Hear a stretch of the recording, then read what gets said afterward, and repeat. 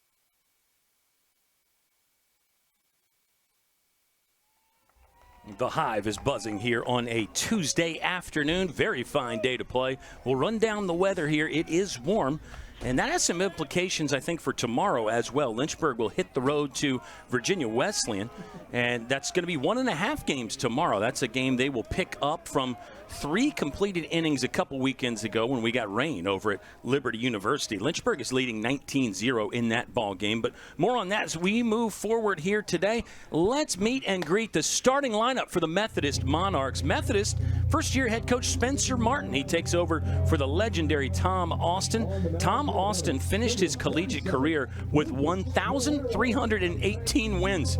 Tom Austin had over 1,000 wins in his collegiate coaching career, and we're marveling at the fact that Travis Beasley has 102 in 2.5 seasons or so. He's got a long way to go to catch the legend Tom Austin. Congrats to Coach Austin on a wonderful career, and it is Spencer Martin, who is a 15-year assistant for Coach Austin, that takes over. Methodist 15-17. They're 10-5 in the USA South. This is a non-conference matchup, of course. The winners of 3 straight, by the way. They swept William Peace over the weekend. Austin Renzel leads off. He's got a fantastic resume this season, 19 multi-hit games for Renzel. Brandon Mauger, the second baseman, will bat second. It's Israel Ortiz, senior, playing left field, hitting third. Keegan Magaro, Virginia Wesleyan transfer, will play first and hit cleanup. Ethan Galimo, the third baseman, bats fifth. Jackson Kuhn, pitching and DHing. A straight 9 for Methodist. It's old school baseball for the Monarchs in this one. Parker Evans, the catcher, will bat 7th. And then it's Bronson Shockey and Kate Bell, the shortstop, that round out the lineup for the Monarchs.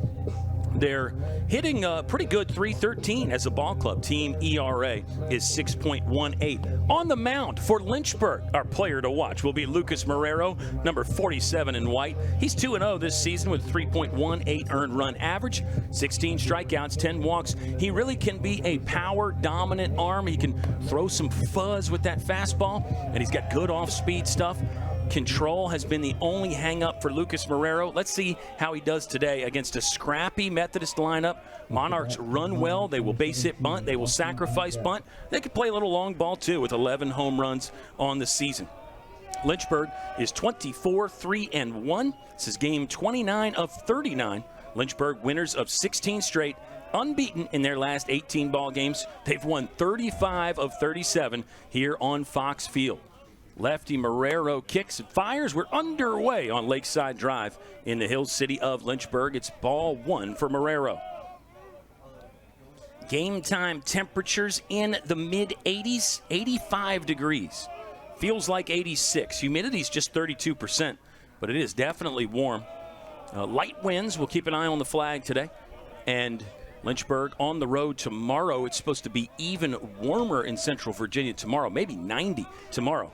But Lynchburg playing down at the beach, and contrary to popular belief, it'll actually be a little bit cooler down there at Virginia Beach tomorrow. 2-0 start here for Austin Renzel. 19 multi-hit games for this junior from Columbia, South Carolina. He swings it at .477. He really is the ringleader for an offense that has put up a good chunk of runs this season despite having a losing record. 15-7 for the Monarchs to begin. They were a tournament team last year at 34-15. They actually ended Randolph-Macon's season in that Ashland Regional. Methodist won on day 1, lost to Messiah, who would make a real deep run in the national championship last year, all the way to the World Series. Then Methodist on the 3rd day had to play in that loser's bracket and eliminated Randolph-Macon. Actually, it was probably still on day 2. There's a swing and a miss from Renzel. Defensively for Lynchburg, let's set it for you. Sean Pokerock is doing the catching today. His brother Jack at first. It's Batman and Robin up the middle with Ben Jones at second, Brandon Garcia at short, Kyle Moshier on the hot corner again. And then in the outfield, same configuration. Joe Munitz in left, Quinn Madden in center, and Kyle Flora in right. This one's hit to right center field. Long run for both of those defenders we just named, but Flora will snare it out of the sky on the sprint, and there's one out now in the top of the first inning. Good jump there by Flora. His jumps have been getting a lot better. Always a guy that had straight line speed, but as he got accustomed to the college game, I think the jumps have gotten even better and better. How quick is that first step on the ball off the bat? So important. And at the high school level, he could probably overcome an average or even a bad jump with that straight line speed. Got a sword from Brandon Mauger as Lucas Marrero peeled off a good breaking ball. He struck out 16 and walked 10. 2-0. Good start on the road against Christopher Newport last week for Lucas Marrero. He's a sophomore from Gainesville, Virginia, Northern Virginia, 5'11", 190 pounds. This one put in the air. Flora, much easier catch this time. He will pull it home for the second out of the inning. Israel Ortiz steps in now. Senior left fielder hits .350 on the season. For Marrero, he went 4 1/3 against Christopher Newport. That was on the road in Newport News. Actually, his longest start of the season. Ended up throwing 74 pitches, longest in that metric as well. Most pitches he's thrown in one outing. Struck out 3, only walked 1 there in that ball game. So that was massive for Lynchburg. They went on to get another run rule victory.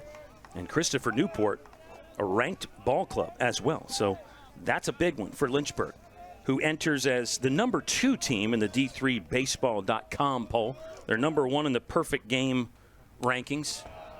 And there's at least 3 rankings for the Division 3s. But I've been noticing the Division 1 teams, they've got like 7 rankings.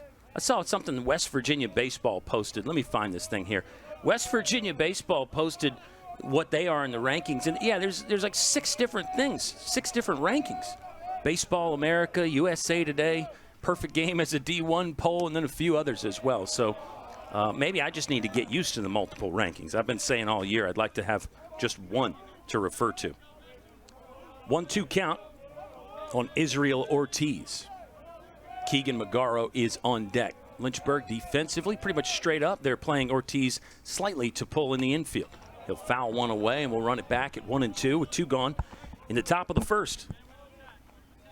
Lynchburg 17-0-1 in their last 18 ball games. The tie was Washington and Lee. That's a Washington and Lee team that's really holding their own in ODAC play. Lynchburg is the only team without a loss in conference play right now. Still got some heavy hitters to deal with, though. Bridgewater Eagles come to mind. Shenandoah Hornets, Randolph-Macon again. Lynchburg in the NPI right now. Those NPI rankings are out, and those are probably more important than the polls because the NPI determines who gets the at-large bid. Hold that thought for just a second here. As this one is off the cap to Kyle Moshier. He'll shuffle twice, throw, low one. Jack Pokerot couldn't dig it out. And Israel Ortiz is on with 2 outs in the top of the first inning. Feels like that one's going to go down as an E5, error on the third baseman. And it will bring up Keegan Magaro, senior, Chesapeake native, 238 on the season, 57 games played for Virginia Wesleyan. And Virginia Wesleyan is the opponent for Lynchburg tomorrow in a full game, but they'll finish a game that they started already a couple weeks ago. Lynchburg leading 19-0 after 3 complete in the unfinished game. Swing and a miss. Marrero gets that one underneath the bat of Keegan Magaro. Magaro's brother is on the Methodist roster, Zach Magaro. He's a junior left-handed pitcher. Also spent some time at Virginia Wesleyan, but they're in Fayetteville, North Carolina now for Methodist University. Monarchs, if you don't know, are clad in the green and yellow. They came to Fox one year with the all-yellow uniforms. That was definitely a unique look, and I think one that Methodist has repeated from time to time, but not here today with the green tops. Lynchburg in the home whites with the white hat today. Swing and a miss. Another back foot concept slider there from Marrero. That can be devastating to right-handed hitters. You just don't really know where that slider of his is going to start or finish up. It becomes very difficult to put it in play at all, let alone with any kind of exit velocity. The 1-2 from Marrero. Southpaw fires. He'll get a foul ball towards the Lynchburg dugout.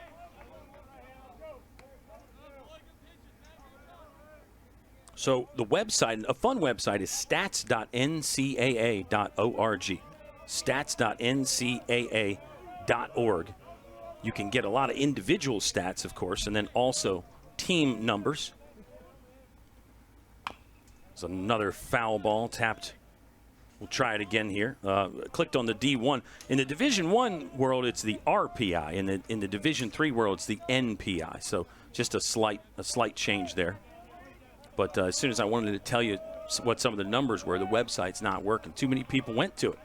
Everybody logged on when I mentioned the address there. Another 1-2. This one sprayed into right field. Looks like Kyle Flora is going to get a trio of catches in this inning. He will. And Methodist will get one on because of the error, but one stranded as we're through a half inning of play here at Fox Field in Lynchburg. Let's run through that Lynchburg batting order now. The Cruz missile is on it. My guy Cruiser is just incredible with the graphics, and we got DeMont hanging out on the controls. For Lynchburg, pretty similar lineup, but you'll see a change in there with Ryder Warren doing the DHing today. Brandon Garcia will lead off and play short. Ben Jones hitting second, playing second. Jack Pokerock backs third. Quinn Madden, your reigning ODAC Player of the Week, cleaning up. Joe Munitz fifth, Sean Pokerock sixth. Kyle Flora hitting seventh. Ryder Warren DHing today. Kyle Moshier rounds out the lineup for Lynchburg. They're 24-3-1. Lynchburg offensively 352 now is the team average. They've socked 37 home runs, 2 more of those over the weekend. One from Jack Pokerock, one from Quinn Madden. Quinn Madden now, I believe it's 18 home runs in his career. And just really continuing where he left off in 2024. Madden played a little bit early last year, and then the injury kept him out for most of the rest of the season. But Quinn Madden has really been getting hot. He's been hitting safely in 12 of his last 13 ball games. And in the last 8, Quinn Madden's average is .621. He's 18 for 29. We got some Quinn Madden shout-outs to get to. We'll do that in the middle of the second inning. That's been a standard that we'll try to stay with for a while. But I always like breaking the rules, too. Jackson Kuhn on the mound for Methodist. Let's look at Jackson Kuhn here. He's 1-3 with a 5.25 earned run average, striking out 36, walking 18. Senior from Foxfire, North Carolina. That's around the Pinehurst area. And a little bit rare in the modern game to see the pitcher doing the DHing and just having 9 in the starting lineup. We're so used to pitchers not hitting now that all of a sudden, when you go old school, National League Baseball with the pitcher hitting, it seems kind of rare. But that's what we've got with Jackson Kuhn. And, of course, you get it in big league baseball, again, with Shohei Ohtani. For Lynchburg, that NPI, by the way, they're 5th in the NPI. Shenandoah's ahead of Lynchburg. They're 4th. And the Hornets from Winchester have a great season of their own going on. For reference, Denison is 1st, Salve Regina 2nd right now. You've got Bridgewater, who is 8th right now. So think about that. 3 ODAC teams in the top 8 in those NPI rankings. Incredible. Maryville, a team that beat Lynchburg, is sitting in 11th. Tapper up the middle, going to be a tough play. No, that's through. Brandon Garcia, leadoff single. Hollywood doing what he does best. Career hit number 213 for Brandon Garcia. He's aboard for Ben Jones. Ben Jones has 215 career hits. Decent weekend for Ben. I don't think he quite got the results he wanted against Avert, but certainly he'll take the wins. He'll take the win streak extending wins, and 2 more run rule victories for Lynchburg as well. And those run rules, I've been saying it so much, we maybe should take a little bit more care to describe that. If you're up by 10 runs or more after 6.5 innings, if you're the home team, you don't need to bat in the bottom of the 7th. If you're the away team, then the home team would need to bat in the bottom of the 7th. So 10 after 7, or the asterisk there would be 6.5 because the home team wouldn't need to extend their lead anymore. Pop up to shallow center field is going to get Ben Jones out for the first retiree in the bottom of the 1st inning. Here's Jack Pokerock. 379 on the season, 44 hits. He's driven in 57. Team leads there. Kyle Flora took over the batting average lead for Lynchburg. Flo is up to 392 now in the season. Quinn Madden's average over the weekend jumped up like a full 50 points. Madden's up to 383 now after his monster day at the ballpark against the Cougars of Avert University. Ball 1, overhand loopy kind of a curveball from Jackson Kuhn. Infield straight away. Double play depth for the Monarchs. outfield straight up and maybe a little bit tighter than we've been seeing folks play Jack Pokerot. You know, you're playing with fire. This guy is a wall banger, and he sends them over the wall with regularity too. 11 home runs. And Jack's going to get one more because he's got a home run in that shortened game, or the interrupted game against Virginia Wesleyan. Jack went yard at Liberty University. So really he's got 12 on the season, just hasn't officially gone to the stats yet. That game's got to be completed. 1-1, 1 out. Kuhn from the stretch, fires down low. His catcher is Parker Evans, senior from Burlington. At first base, you've got Keegan McGarrow. Brandon Maugers, the second baseman. Cade Bell playing short. Third baseman is Ethan Golimo. In the outfield, Bronson Saki in right. In center, you've got Austin Renzel and Israel Ortiz in left. Again, the DH is the pitcher, Jackson Kuhn. So with that Shohei Ohtani concept, when Kuhn comes off the mound, he can remain as the designated hitter even when Methodist goes to their bullpen. 2-2, Jack Pokerot. Got it in on the hands, and Jack was able to fend it off down the left field line. This ball might be catchable. Yeah, it is. Long run there in left by Israel Ortiz. And he really did well to track that down. He was set up kind of in left center field, made a long run into foul territory on the warning track. Then he had to reroute just a little bit as he nearly overran it. It's 2 outs. Good play by Ortiz. Here's Quentin Madden now. 383 on the season. And the day against Avert was absolutely phenomenal. Did not make an out, scored every time he came up. That was maybe the most incredible thing. Quinn and I talked about it the next day at the Lynchburg women's lacrosse game. He was kind of blown away by that as well. Just scoring so much. It's one thing to get on, but everybody else drove him in. 1-0. Quinn Madden didn't get cheated on that swing, but came up empty on an inside fastball. So Madden ends up getting the ODAC Player of the Week award, the Hitter of the Week.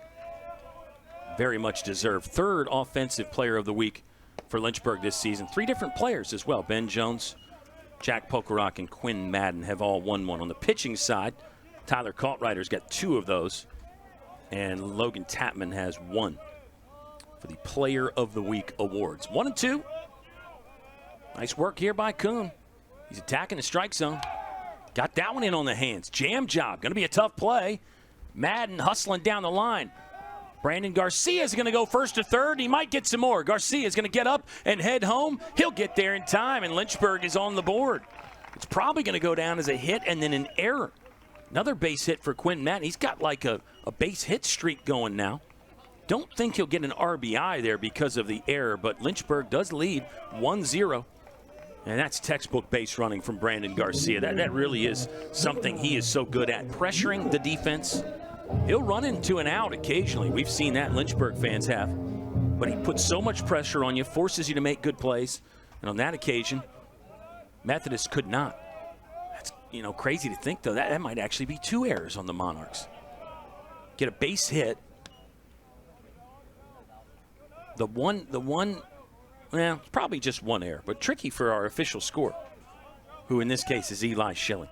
He's loving it. He loves those tweens. He loves it when he has to think. He doesn't want an easy day at the ballpark. He wants to clock in and get dirty and get sweaty and have to really make some tough decisions. 1-1 count for Joe Munitz.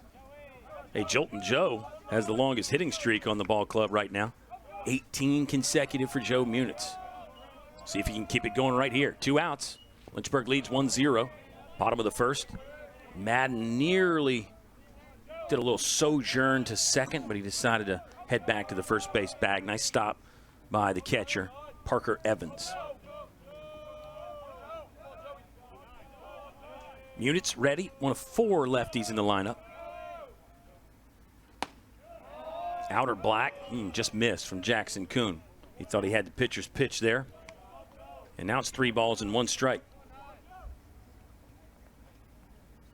Quinn Madden, by the way, was 4 for 4 in Game 2 against Avert, 3 for 3 in Game 1. It means he's 8 for his last 8 And there's some walks and a hit by pitch or two in there as well. Just one hit by pitch. A couple walks in there, though, for Quinn Madden. Ultra impressive. Actually, just one walk. I was wrong. But that's why you got to go to lynchburgsports.com, and you can look up all these great stats yourself. Let's go back to this Christopher Newport game for Quinn Madden, and let's check that box score and see when he got his hits there. Might be more than 8 straight. Munitz under this, pulls it foul in the direction of Wake Fieldhouse. Had a good chat with our old friend Holden Fiedler. Fiedler, a member of that 2023 National Championship team. Now he's a member of the strength and conditioning squad headed up by our great friend Ed Smith. But Holden and I were having some fun in there, talking baseball, talking injury prevention. Full count, 2 outs. Madden was on the move. That was close from Kuhn. He does not really like the call. You can tell that from the body language. Walk number 1 for Lynchburg today. And it puts 2 on for Sean Pokerock. I like what Kuhn's got. Again, you can tell he comes right at you. He's working the edges, too. He's just had a few he felt like he hasn't gotten a call on. But I'm impressed with the skill set and the physical profile. Missed with the overhand curveball. 1-0 to Sean Pokerock. Pokey's batting .387 on the season. Senior from Dumfries. Let's see what Lynchburg does with Sean Pokerock today and tomorrow. Hot day to be doing a lot of catching. I think if there's an opportunity to get Sean off his feet, you might see skipper Travis Beasley do that. Topside fastball is called strike 1. It evens our count at 1-1. Yeah, Quinn Madden in his last at bat against Christopher Newport had a hit. So means he's 9 for his last 9. Go back to the at bat before that. Incredible, this run that Quinn Madden's on. This ball's blistered into center field. That's down for a hit. Madden, green light around third. He'll score easily. Joe Munitz first to third. And Lynchburg's double the run output.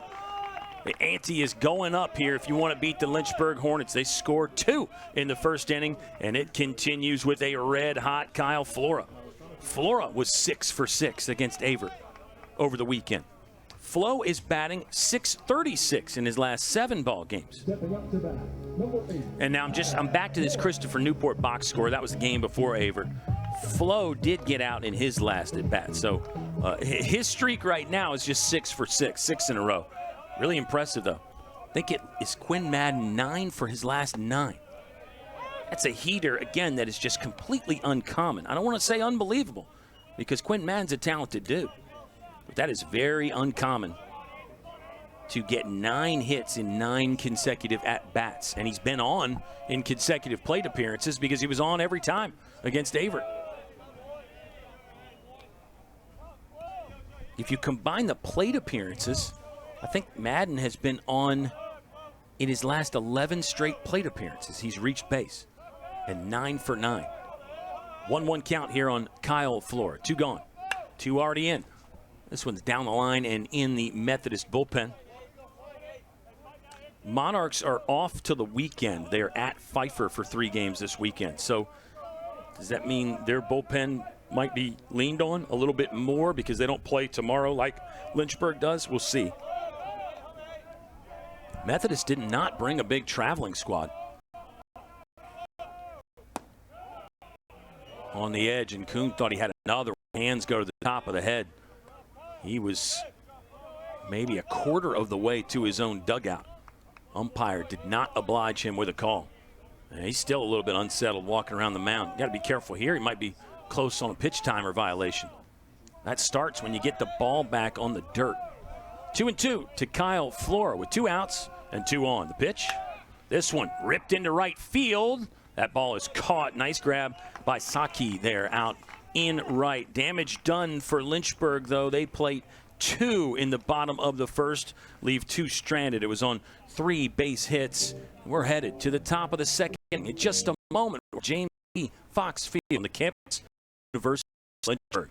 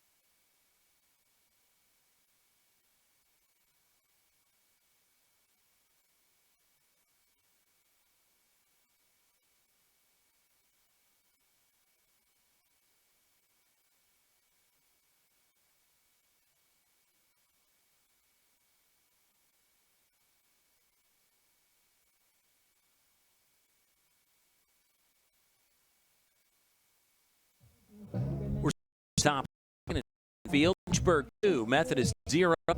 Had some statistical comparison of our two clubs prepared coming in. There it is on your screen with those beautiful graphics provided by the cruise missile. I don't know, though. We shouldn't be condoning war and violence. We need a better nickname for cruise. But we've been saying cruise or some, so I guess that counts. I don't know. Sports is it's hard to talk sports without having some of those violent references. We've got to advance as a society, though. But I don't know what you do in basketball because you the basketball. I mean, yeah, it's going to be tough to avoid. Leadoff hitter is Ethan Golimo, third baseman, senior from St. John's, Florida. He'll watch the first pitch from Lucas Marrero, and it's called strike one. Lynchburg, 2 runs on 3 hits. They do leave a couple stranded. Brandon Garcia scored again. You know, he scored a run in every game of this winning streak, Brandon Garcia. He did not play against CNU, but every game that Brandon has played in this streak, he's scored. In the win streak, in the 16 games coming into this one, Brandon Garcia had scored 35 runs. It's more than 2 runs a game that he has provided. You got to be on to score, and Brandon Garcia has done that a whole lot in his career. It's 0-2 on Golimo.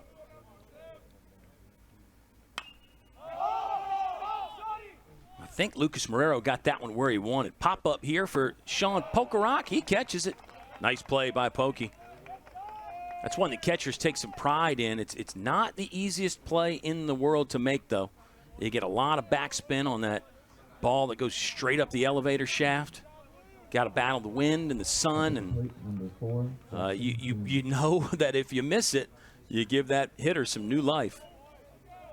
Good job by Marrero to really attack the zone. Got ahead 0-2. This is when Marrero is at his best. I think you could say that for most pitchers.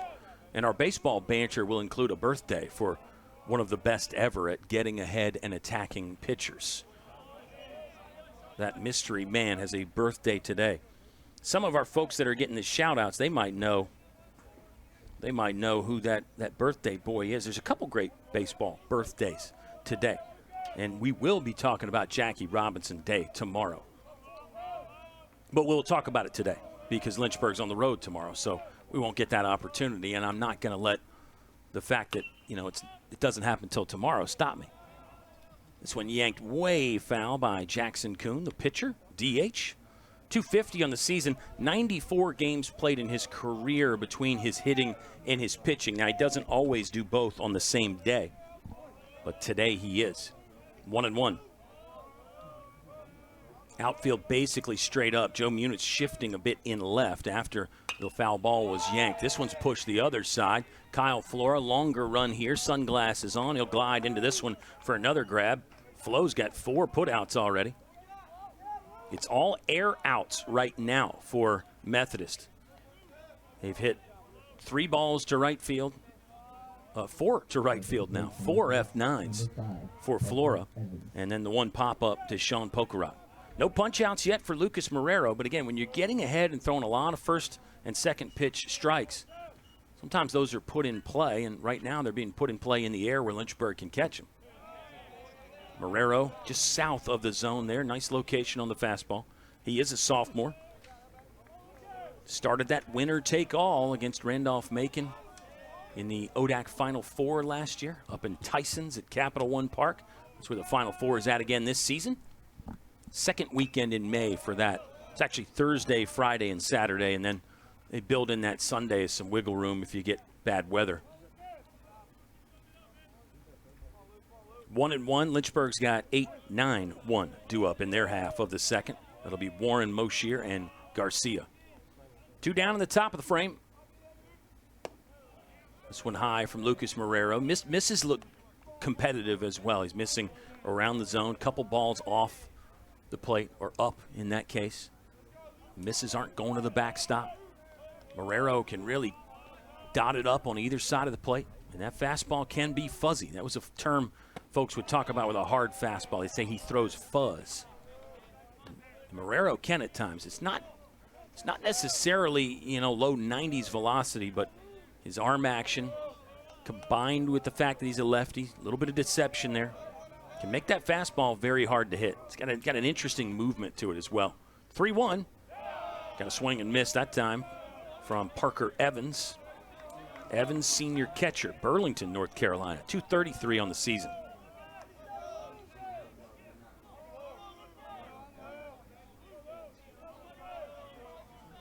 Full count coming here. Defense is ready, so is Marrero. Comes home with it, and there it is. He dotted it up for his first punch out. Got Evans looking to retire the side. Methodist sent back in order in the top of the second. And we'll get the hellos and the roll call going on here. As we know, we got some folks tuned in. Our technical efforts seem to have paid off. Getting some positive feedback on the sound. And we'll say hi to Samantha Madden, Sam Madden, Quinn Madden's mom. Quinn's mom was upset that Jim was getting all the shout-outs. And Sam says she was the one that sent the apple juice and the deer jerky to Quinn Madden to get him kick-started. So Sam is at the top of the list today. We got Brady Moore, who was tuning in. He might have had to step away, but we'll say hi to Brady, of course, as always. Appreciate your efforts, Brady. We'll say hi to Brady's mom, who likes to check in. Saying hi to the Jones and the Garcia families down there in Durham, and they're really all around North Carolina. We heard about the Kernersville crew that tunes in for Ben Jones, the big Ben Jones fans. I'm in that fan club as well. Got to say hi to Sierra. She's loving what that hitting coach Drew Henry has been up to this season. Can't argue with the offensive results. Drew Henry, interesting situation as a hitting coach to come in the winter, after fall practice, before the spring season. Not easy, but Drew Henry's got the right personality to jump into a team. He said, look, this team's already good. I'm not coming in trying to reinvent the wheel here. Maybe I can be a resource to guys. Maybe I can help guys and see where I fit in with the ball club. Drew has fit in perfectly. We'll say hi to the Lucas Jones family, Dr. Jones, Jackie Jones. We got the Tice Fischel family that always likes to tune in. The Beasley fam. Is Donnie here? Donnie might be working on some Lego factory somewhere. The Deacon fans were in over the weekend. They might be back in Delaware. Say hi to my guy Brandon Brown down there at South Boston Speedway. He's on the everyday shout-out list, and we'll have even more to get to. What about that Lynchburg women's lacrosse team? They had a great win on Sunday. There's a lot of connections between the women's lax and the men's baseball. I'll leave it at that. Don't want to give out anybody's personal life information or anything because we're here to talk baseball. We're talking about Ryder Warren. Ryder Warren, I'm told, has an active TikTok account where he documents the life and times of Lynchburg baseball. I'm not on TikTok. I'm on quite a few of the other ones, probably more than I should be. Hang on now. Put that one on social media because Ryder Warren has just left the yard. My goodness. If you get that one, that better show up on a TikTok account. Ryder Warren, solo home run to put Lynchburg up 3-0. He actually homered in the first pitch he saw this season. This will be dinger number 2 of the year for Ryder Warren on the second pitch of the at-bat. How cool was that? And the Lynchburg Hornets bashment party continues. Home run number 38 of the season now for Lynchburg. A reminder, as a ball club, Lynchburg, they only hit 30 home runs last year. I mean, only 30 is a pretty good number. They've got 38 jacks now. This is game 29. 29 of 39 scheduled. You don't know how long the playoff run is going to be, but I'll just tell you for reference, in 2023, when Lynchburg went all the way, that was 55-plus games. Ended up being 56 games, I think. Yeah, 48-8 was the record in 23. So what's the home run total by the end of the year? We'll see. As the weather warms up, science says the ball should continue to keep flying. Ryder Warren, solo shot. Man, he had the big one against Bridgewater last season. That was before the game got completely out of hand. Here's Kyle Moshier. Under this 1-1 from Jackson Kuhn, this should be the first out of the inning. Good hustle from Moshier. There's one down now. It brings up Brandon Garcia. Hollywood's 1-for-1 with a run scored. Quinn Madden got the other run for Lynchburg. That extends another streak. Madden scored every time he was on Saturday. He's scored every time he's been on today. Check Ryder Warren's career home run numbers before we get too far away from it. I think he just had the 1 last year. 2 last season, pardon me. So Ryder Warren up to 4 dingers in his career. Ball 1 to Brandon Garcia. Ben Jones is on deck. Ben Jones flew out to shallow right center his first time up. Brandon Garcia hit about a 4-hopper through the infield. Good location on the fastball from Kuhn. Levels the count at 1 ball, 1 strike. When we get into our Jackie Robinson conversations and the baseball birthday guys, we'll get away from the numbers, but let me give you some hit numbers for Brandon Garcia. This is fun. Freshman season, 63 hits. Sophomore year, 66. 55 last year, and he's up to 30 now. 30 hits in 29 games, so more than 1 hit per game. We'll just see where the trajectory goes. Brandon Garcia walking a lot more this season. He is already up there for Lynchburg career walks. He's second all time with 172. But this year, the walk rate has gone up even more. Brandon Garcia has taken 47 base on balls. Up and away to make it a full count. Brandon Garcia, far and away the team lead in walks. Ben Jones got 29. Ben Jones, known for his walk rate, 60 last year, led all Division III baseball players. Brandon Garcia is at the top of the charts this season. He's got another one. Make it 48 now. I think you saw within that at bat part of the reason why he takes a lot of walks. Doesn't swing at any bad pitches. And he let a couple pitches that were, maybe a ball on the plate, not necessarily center cut, but good pitcher's pitches. He let those go. Makes the pitcher work more, gets more information. And Kuhn, when it matters most there, 2-2 and then 3-2, can't find the strike zone. Now we get Ben Jones. Let's do the same thing, hits by year for Ben Jones. 50 as a Frosh, 65 his second season, 62 last year, 44 this season. 44 base hits for Ben Jones. 215 in the career. Ben Jones, actually Ben's got 38 this season. So it's a slight typo there. Still very good. 38 hits this year. Looking at the numbers here, coming into the game, Quinn Madden and Jack Pokerock had 44 hits apiece. Ben Jones is one who's going to get some stats when that Virginia Wesleyan game becomes complete. I believe he had a double and a triple in that game. The 2-0. Ben Jones thought about it, laid off. And now it's 2 balls and 1 strike. Jack Pokerock is on deck.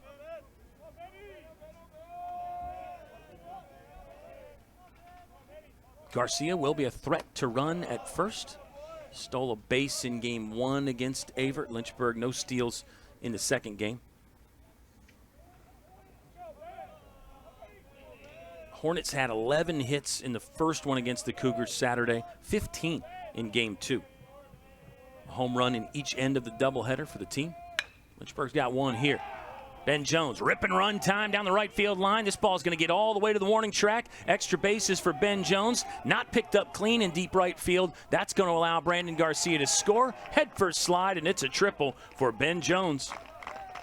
You could call him Benny Three Bags, really, with the amount of triples that he has racked up in his career.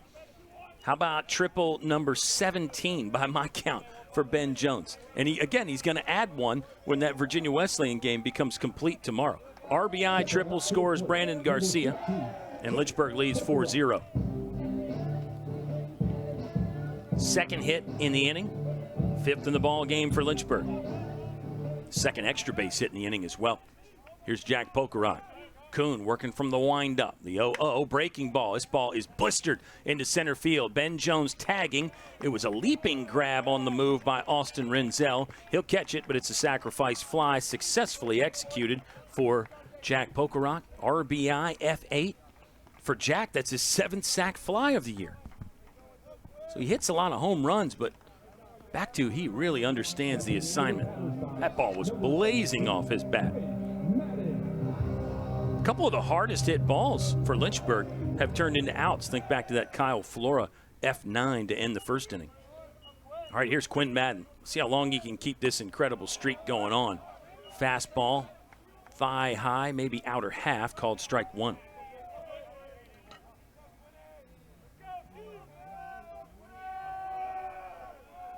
Kuhn working from the windup, nobody on base. Lynchburg's plated a couple here in the bottom of the second, 3 to be exact. Solo home run from Ryder Warren. Garcia walked, scored on Ben Jones' triple. Jack Pokerock sack flying Ben Jones in. 0-2 pretty quickly on Quinn Madden. He'll have to fight now. Slider off the plate for ball one. Joe Munitz is on deck. Munitz is 0 for 0 with a walk. 8-9-1 due up for Methodist in their half of the third. Madden will foul one away, and he'll live to fight another day or another pitch in this case. Quinn Madden, 9 for his last 9, on in 11 straight plate appearances. And he's scored the last 8 times he stepped in the batter's box. Man, he's done it again. Oh, no, what a grab there. Little on the knees, sliding feet first into it from Saki. And that will retire Quinn Madden for the first time in a long time. It was hit very well, though, Q. Nice swing, and Lynchburg had a nice inning. 3 more. Ryder Warren solo home run started it, and the hits kept coming. Lynchburg on top, 5-0 after 2 complete at Fox Field in Lynchburg.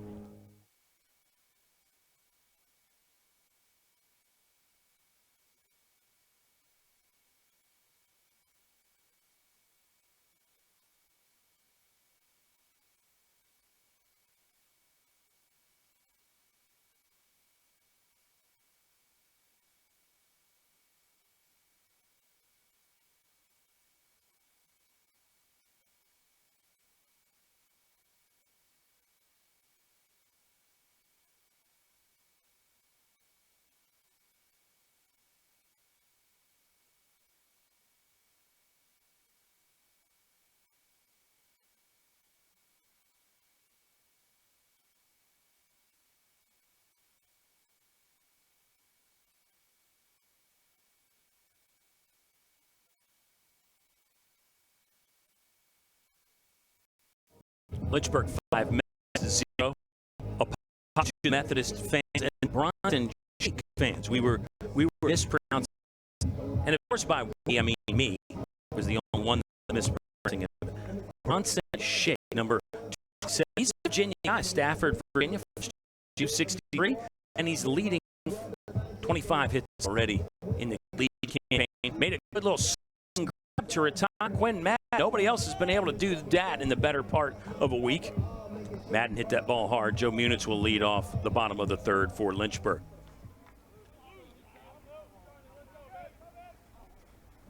Up to bat for the Monarchs, number 27, Bronson. And we might be into the part of the game now where I got to start talking about Jackie Robinson. Jackie Robinson Day tomorrow, always the 15th. That's when Jackie made his debut in 1947. So we'll be coming on another. I mean, we come up on a year as Shea called for a, but I get a bigger anniversary next season. What's 2007 back to 1947? That math I should be able to do. 80 anniversary next year. 8 years since Jackie made the debut. Everybody will 42 in the leagues tomorrow. And Mario Rivera, the last person active to wear a number before they retired it league-wide. There's so many great stories connected, which we could spend the entire time about it. I think that, to me, is the biggest part. Feels off the slider for a the love about what Major League Baseball does is at least people talking about who Jackie was, what the circumstances were, what happened. What still happened today. Here's a hopper. Brandon Garcia really did a good job to hunt the hop there and make a strong throw across for the first out. Because, it's a thing that we should be talking about more, but at least Major League Baseball is kind of trying to do their part to start a conversation. Because, again, so many incredible things about the story. And then, I think if you're a person now who wonders, is it even a story? Well, Jackie was the first black baseball player, but there's because the historians have found out that there was actually some guys that played in the 1800s. The great name is Moses Fleetwood Walker, who was actually not even the first. There's a guy before him that played like one game. Moses Fleetwood Walker played a season like in 1880 or something. And he faced some racial stereotypes. And part of the reason why I didn't have any after that, because some people said they wouldn't play against Moses Fleetwood. So he kind of lost for a bit. And then the historians rediscovered him and figured out where his legacy fits in. But specifically, she was like the first black player in 6 years, something like that, which is insane to think about. Back to when those conversations get started. We can talk about why. Oh, you got to mention my guy Larry Doby as well. A lot of people don't know Larry Doby. Larry Doby was the first African-American to play in the American League. And he only made his debut 81 days after Jackie. He played in 1947 as well. Cade was the shortstop. Foul this one back. So Larry Doby, never had it easy, and he faced the same challenges that Jackie did. Really doesn't get brought up. No Larry Doby. There's a Jackie Robinson Day. So back to what Jackie Robinson Day does, start talking about many different elements of the game. And it's really cool. Larry Doby, by the way, led the time to a World Series the next year. Doby was his time also. Now, Jackie's numbers are legit as well. That's the other thing that's fun to talk about when you're talking about Jackie, how great of an athlete he was. A four-sport athlete at UCLA. Here to kick bell. We can't lose complete sight of the game. Passionate when it comes to Jackie Robinson and Larry Doby. But he was four sports at UCLA, and there were great stories about how he played a doubleheader in baseball and then run over the track. We got a question about the count here, I believe. Is Sean Pokerock checking with the umpire. Travis Beasley has come out of the dugout to get confirmation. They confirmed it with us. It's 2-2 now. But Jackie, football, basketball, track, baseball, UCLA Bruins.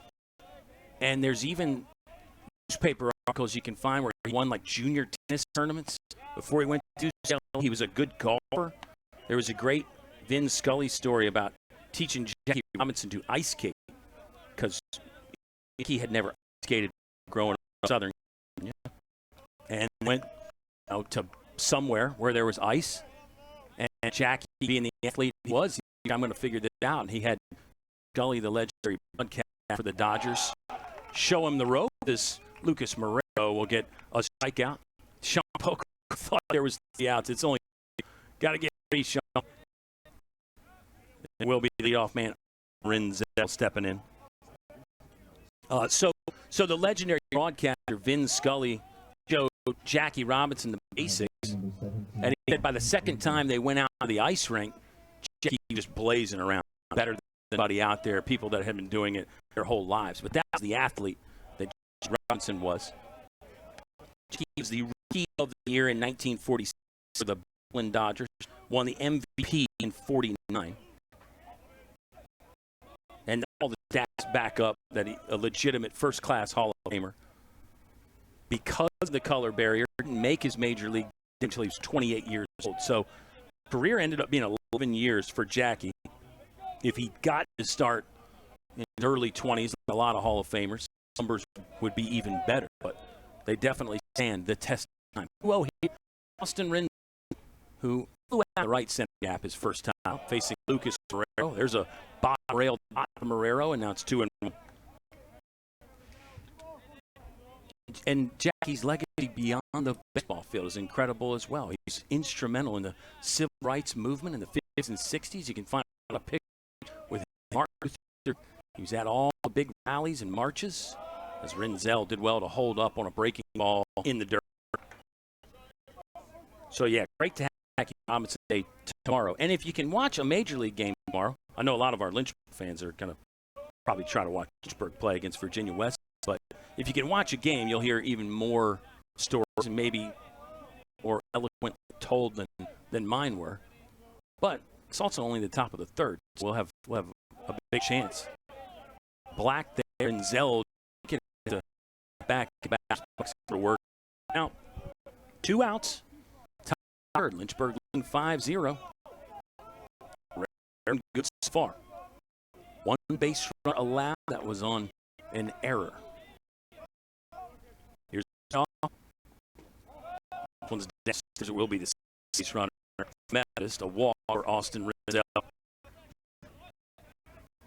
First base on balls of the game. Renzel's now been on in 33 straight contests. He had a hit streak, 23 games early season. That got snapped, but still on board now in 33 consecutive ball games. Here's the junior, Brandon Mugger, Almonte Springs, Florida. Blue right field. Swing, got another one of those swords. The term now when you get like a half swing there, it looks like a sword unsheathed from the, I guess it's the sheath that you keep the sword in. I don't know. I've got to review some sword fighting basics. Principles of sword fighting 101. Oh, we got to give tomorrow, fans. 2 days. Give days. Give days here for the University of Lynchburg. So we're going to make sure we get that. The whole note card here, Jack note, though. And we haven't even talked about my guy Satchel Paige, how he fits in to the store. 1-1 coming up. Brandon Mugger. Marrero's going to throw over. Renzel runs really good. 15 for 20 in the zone department. Methodist has 40 swipes as a team. Renzel 15 of them. In his career, Renzel has 68 stolen bases. Ultra impressive. He's just a junior. Let's go to Brandon Garcia. His second all-time in Lynchburg history stolen bases. Hollywood has 79 steals, but Brandon Garcia is a senior. Austin Renzel has 68 in his junior.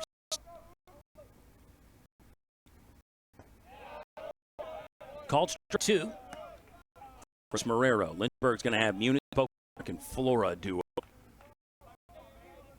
5-6-7 for the Hornets, who lead 5-0.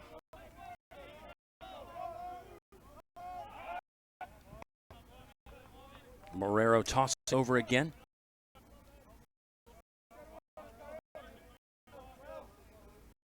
The birthday, I didn't mention the birthdays yet today. Great baseball birthdays today. Let's do that here in between the top and the bottom of the. Can Marrero get out of it right here? Ground ball, hard Ben Jones, but a good play. He'll side over to Jack Pocock at first.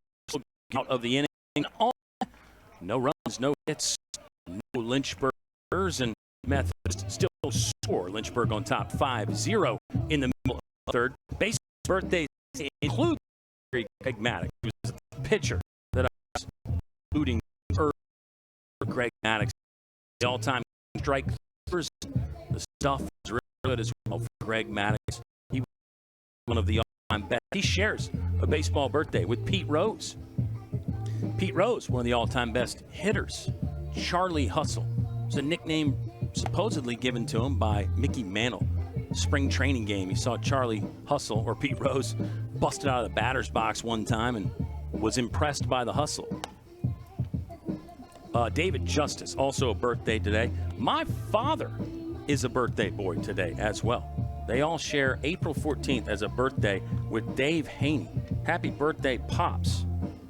He is a big-time Dodgers fan, and he heard so many of those great Jackie Robinson stories, that legendary the Dodgers in the early years, they had maybe not the inside, but because of the Jack did success they had with that, it was the time. He was keen to go get more black baseball players, and they were big impact players as well. Roy Campanella was one of the guys, 3-time MVP. Don Newcomb, the pitcher, won a Cy Young and an MVP. So that's the other thing about when the color line was broken. Look at how many of the next MVPs within the next 10 years were African Americans. Jackie, Roy Campanella, Don Newcomb, Hank Aaron, Ernie Banks, Willie Mays won a MVP pretty shortly after there. So that's the other thing. these guys were good. These guys were legit players and impact players, and they're legendary players, both on merit on the field, but also what they did in those early days, what they had to face around the league.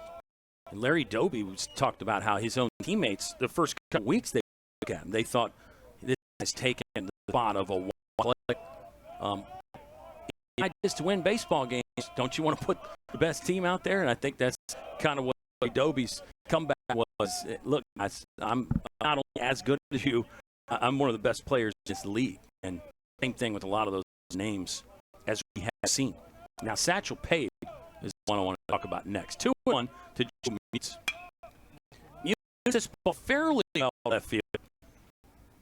For injury or T will make the grab for first in the bottom of. So Satchel Paige is a legendary player, pitched in the Negro Leagues. That is still the accepted term. That's the term that's used for the leagues that were, as we now know, really, really good competition. But Satchel Paige was one of the best pitchers. And on a barnstorming, a guy named Bob Feller. Bob Feller is a Hall of Fame pitcher. Had some great nicknames. Feller was known as Sean Polkarock, is known as Pokey. This ball right field. This day in the wall. Take the around. He'll cruise into second base for a stand-up double. Well hit, Sean Polkarock. 2-hit day for Pokey. Singled his first time up, and now a double. He's in scoring position for Kyle Flora. Flo hit the ball hard to field his first time up and got out. Been out in a while, 6 for 6. The doubleheader against Avert. Doubles in there, Flo. And was hit a lot of pitches, too. So, had to deal with punishment getting his 6 hits. Flo steps up now with a runner and run out. Jackson soon for Methodist. But the Satchel Paige, Bob Feller tie-in. They storming tour. This was after World War II. This was like 1946. Bob Feller gets in touch with Satchel Paige, and he says, I want you to put an all-star team together with the best black players. I'll have a white team. On a 27-city tour, and they played 27 games in like a month. It's actually the first coast-to-coast tour by airplane. Remember, in the 40s, airplanes weren't exactly accepted as a mode of travel, but Bob Feller had served in World War II, so he figured, well, we've been flying around in planes from Germany and everywhere else. Probably okay to get a couple baseball teams on there. So they went on a barnstorm tour, and that's kind of what showed people like, hey, they're and these players are just as good as the white players. So back to general managers, Branch wanted to win, started saying, I think we need to integrate baseball and get some of these players in there. Satchel Paige would eventually make the major leagues and was an all-star in his mid-40s. 0-2 from Coon is popped up. Long run here, a triangle, center fielder calling for it, and catch it. That's Austin Renzel. That proved that it could work, that integrated baseball could work, that Bob Satchel Paige barnstorming tour.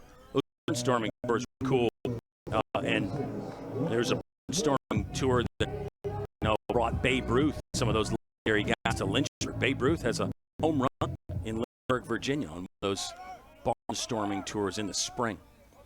First pitch to Ryder Warren, who homered his first time up. Second pitch of the at-bat, Ryder Warren over the field wall for home run number 4 in his career this season.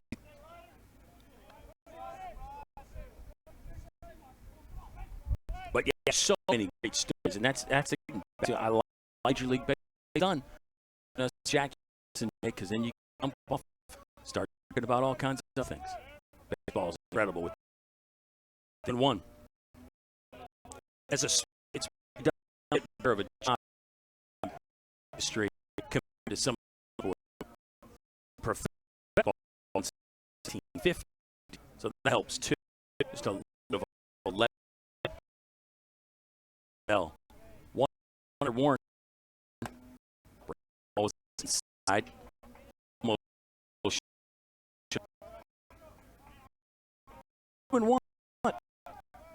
Ryder sophomore from Midlothian, man from Midlothian, marauding again. He's got Sean Polk in scoring position. Polk doubled, 1 out. One of 6 Lynchburg hits right now. Ryder Warren, no way. This one is long gone. Ryder Warren got chainsaw out, and it's back-to-back jack time for Ryder Warren. 3 home runs in the season now, 2 in the ball game. Minus Ryder Warren. That was a destructive.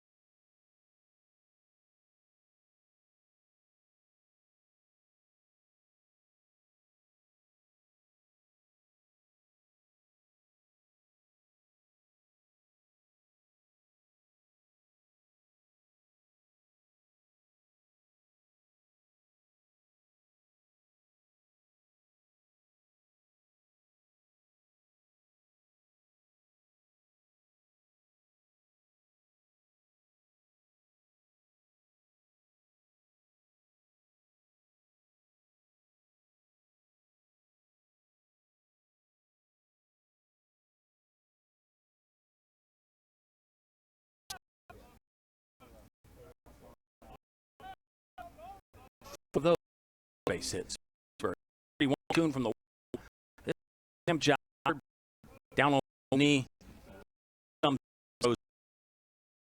Double 2 run Lynch up 0.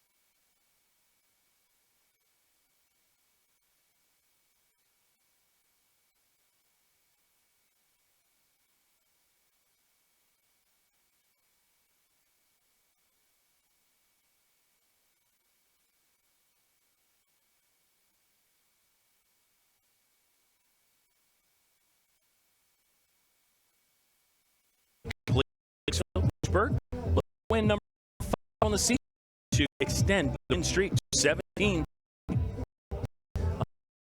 In shape to do so, but more ball. They were line score looks like Methodist 2. 7-7 also leads runs for Lynch 1-2. One of the score. Ryder Warren 2 runs. That's the story. Lucas Monroe has got that man base right now. Because Marrero walk and air 3-4 up for the Methodist Monarchs 15-17. So it's 14-9-8 of 7 of the last 10. So and his ball came in playing pretty good ball, making these games look for Lynchburg continue to boggle the look. Number will game side Herrero play ball 1 season. Counting the sevens in their last 9 balls, scored a 101 to 12. 100 runs scored in the last 9 after 3 innings this for them. Only 12 runs. Incredible. Lynchburg's got 6 shutouts in the 16 streaks total this season. 1 shutout. Bro, just missed in inside corner here. Real from Monroe. About both sides of the play, moving around every ball's hit. This is no. Go play. Flora Cork really just a but Mark to apply in case he slid off the back. And that's Ortiz. First to the for Methodist leadoff man on the first in fourth at 5. The Snake Arm, Lynchburg 55 of 37 have won here 5. The last 37 in victory. In there, a loss to earlier this season. Tie. Washington. It's in their last 8. We'll see some. So this is a well-run program by first. He played at Methodist, actually Virginia Beach. Take over for the loss. If you didn't late, Tom Austin is hung up there. Big hit bunch here down the line.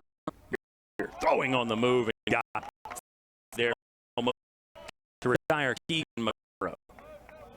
No scoring position. It's actually a successful sacrifice. I know McGraw wanted as a baseball club on 7 runs. Austin led the ball club to a 30-15 campaign. And in it will be 1,318 wins. Come back at some point. Tom Austin started at Methodist in the mid-'80s. For a national for a regional appearance in the World Series or 2 for the Monarchs. Tom Austin really built this program up in a way. Owen to Ethan Olima. Up the last ball from Monroe. 0-2. Jackson pitcher on. Lynchburg's got 1 in their half of the tiny space. April 5th. It's not. We just get in there. It's on the road at Virginia West tomorrow as well. But who wants to talk about? We got all things that we don't talk about. Texas, they can handle that. Give A coming up tomorrow and Thursday. We'll talk more about that here in the middle of the Arrow missed 1-2. Level the ball, 2 strikes, 1 out. Ethan O'Leary was a 296 hitter. He popped out to the catcher first time. Marrero infield stand back. Lynchburg up 7-0. This ball pulled long run. Garcia went 1 and then it ended up the really caught a bobble that got through.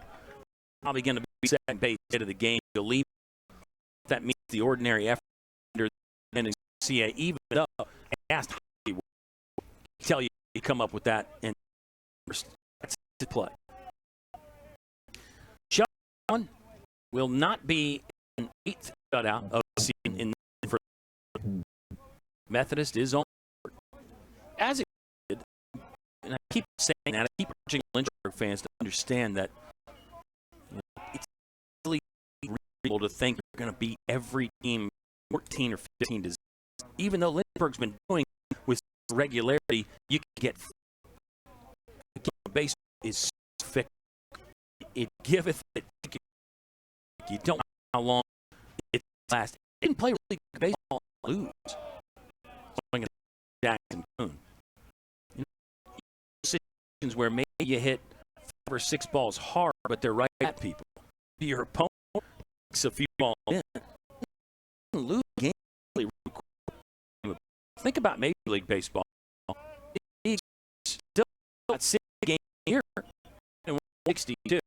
So you could win 102 games. You win your division probably 90. That still means you lost 60 games. So you can put that down. That means you're about 5 of every. You're still losing 3. And those college baseball is different. Listen, eaten.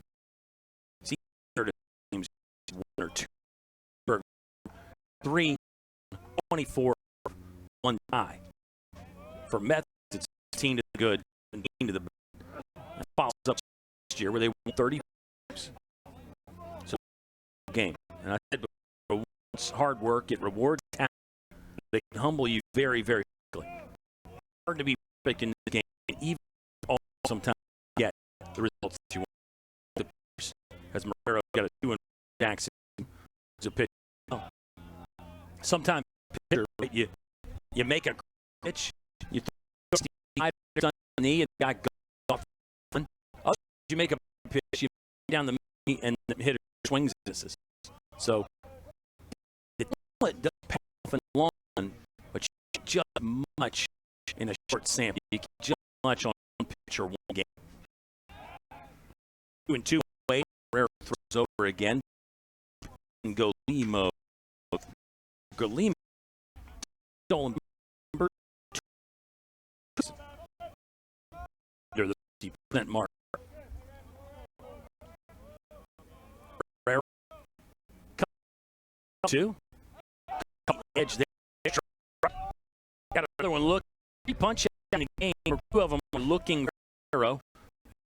Gone. Parker Evans, catcher, stepping in. Evans 33, and he can pick up.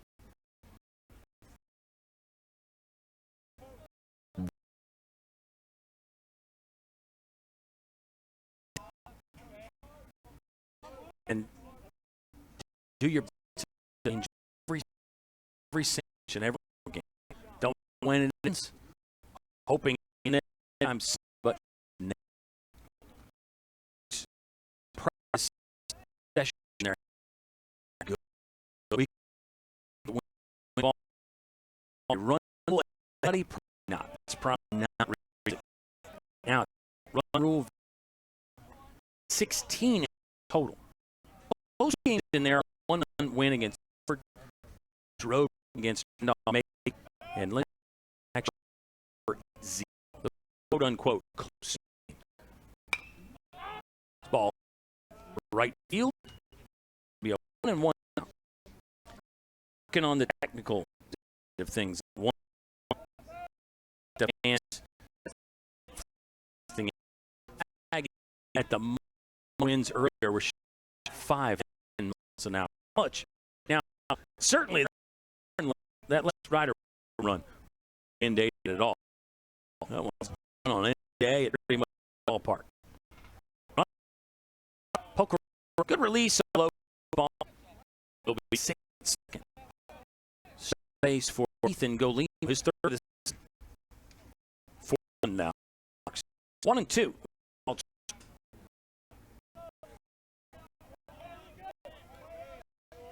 Marrero tries to back foot again.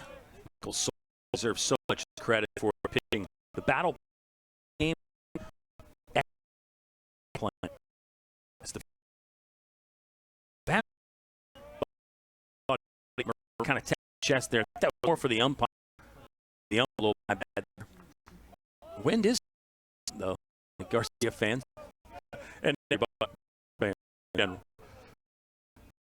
Marrero set in the belt a couple times. 2. Slide up and down. Granted, this my run on 2 hit Lynchburg errors, and it's now a 1 ball. Lynchburg days got changed up to this too. It's like a fair this year in 2026. So tomorrow and Thursday, and next is really. I'm not a CPA or anybody that understands the implications of those financial contributions. There, if you want to give in the 2025 tax, or you do it in 2026, do encourage to give team or department of Lynchburg give a zone we do. It can be talk about because he wants to ask somebody for money, but the reality college sports finances are really important. We cool that some different the staff and trying their hand at some sports and things going to be some fun stuff on social tomorrow. Good interview at Jazz. New pick is number 10, Garrett Brown. Garrett Brown enters with a very 2.7 average. He's 0-1 in no six. He's 12 appearances out of the bullpen. 13 ties with Predator Jackson, the lead team rather in appearances. Garrett Brown, Meth, everything's the same. I do believe that Kuhn will stay in the designated hit. So Kuhn stayed over after 3 complete games, 7 runs, all but 1 made earned. They actually might be earned rather. I think all 7 earned. Jackson Kuhn and 1 count. Brent Garcia. Hollywood's 1 for 1. He scored twice and walked once. Give day. We encourage you to help out, and we've got leadership change coming for the University of Lynchburg. Dr. Sally Selden. She is an Appomattox native. Was on the faculty here at Lynchburg for over a decade, and now back. She is thrilled. Going to be somewhat bittersweet. We have to say goodbye to our jet listener. Always our quarters on and here is himself, the athletic director, in the house. Second ball game for 3rd Methodist shoot. Ben tripled his time up. Career number 17. He's on the all-time list there. Mr. at Foxfield triple friendly.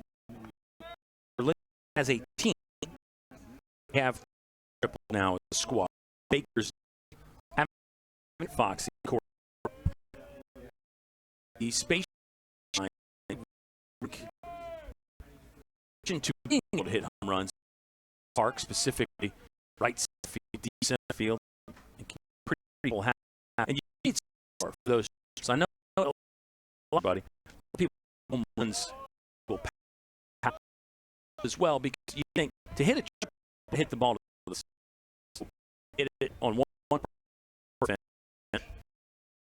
sense way, you have enough power and enough of all the control. 3-0 for Ben. Don't get it out field slightly. We're in the 7 runs scored for Hollywood, and he is the active Division III leader in runs scored with 227. Pitching change time, so we'll try to figure out some of the technical aspects of our broadcast, and we'll greet the new Methodist arm in just a moment, fans. Lynchburg 8, Methodist 1.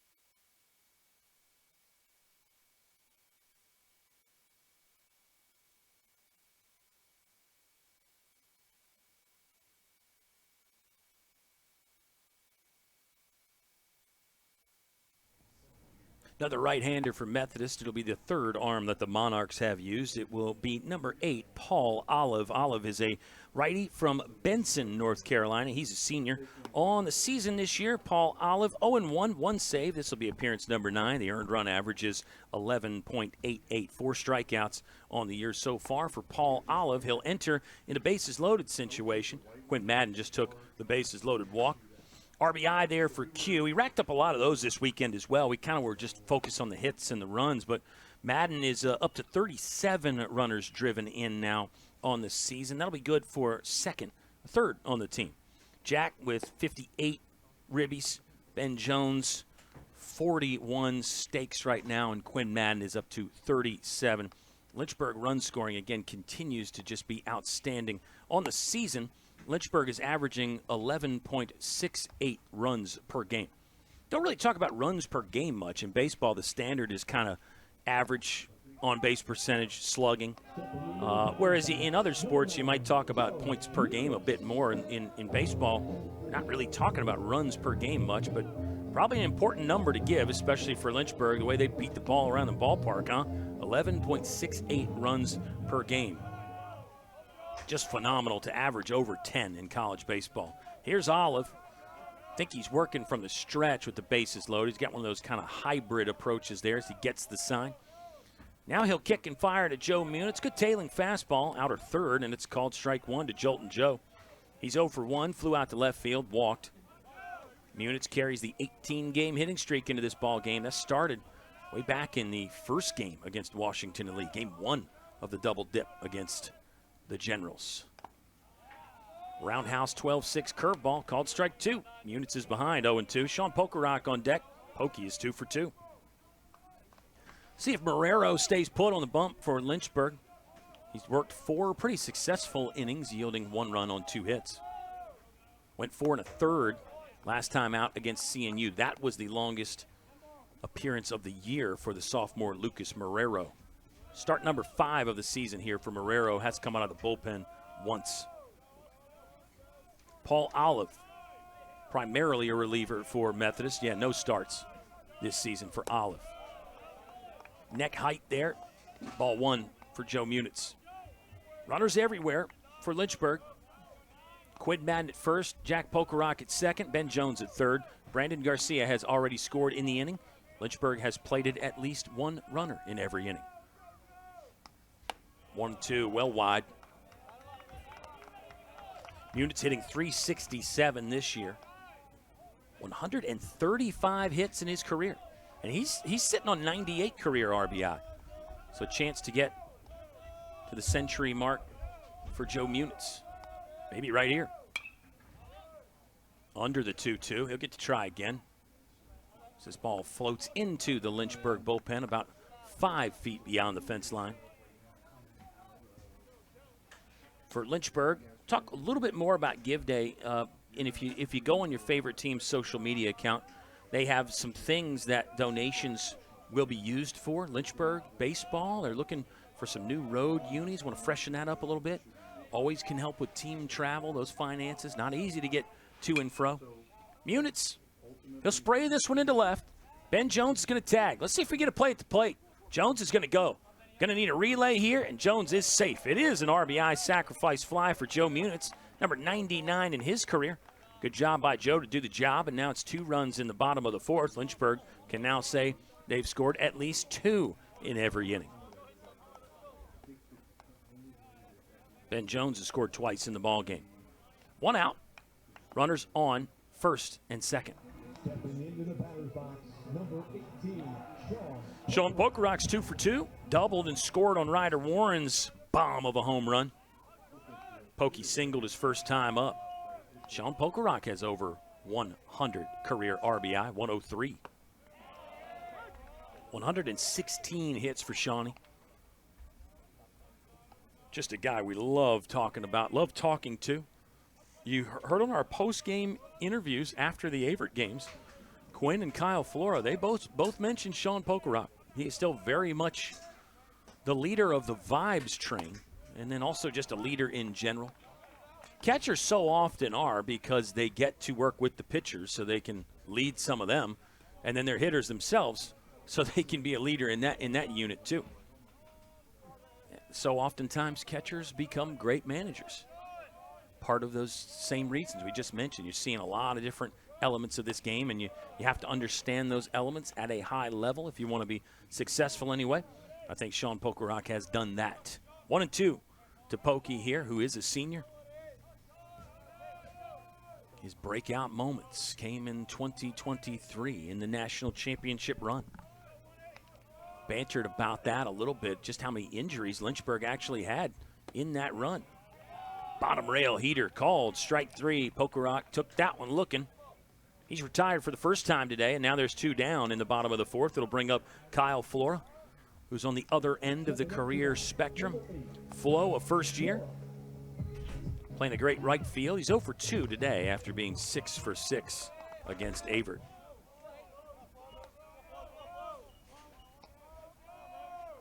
Good speed at both bags.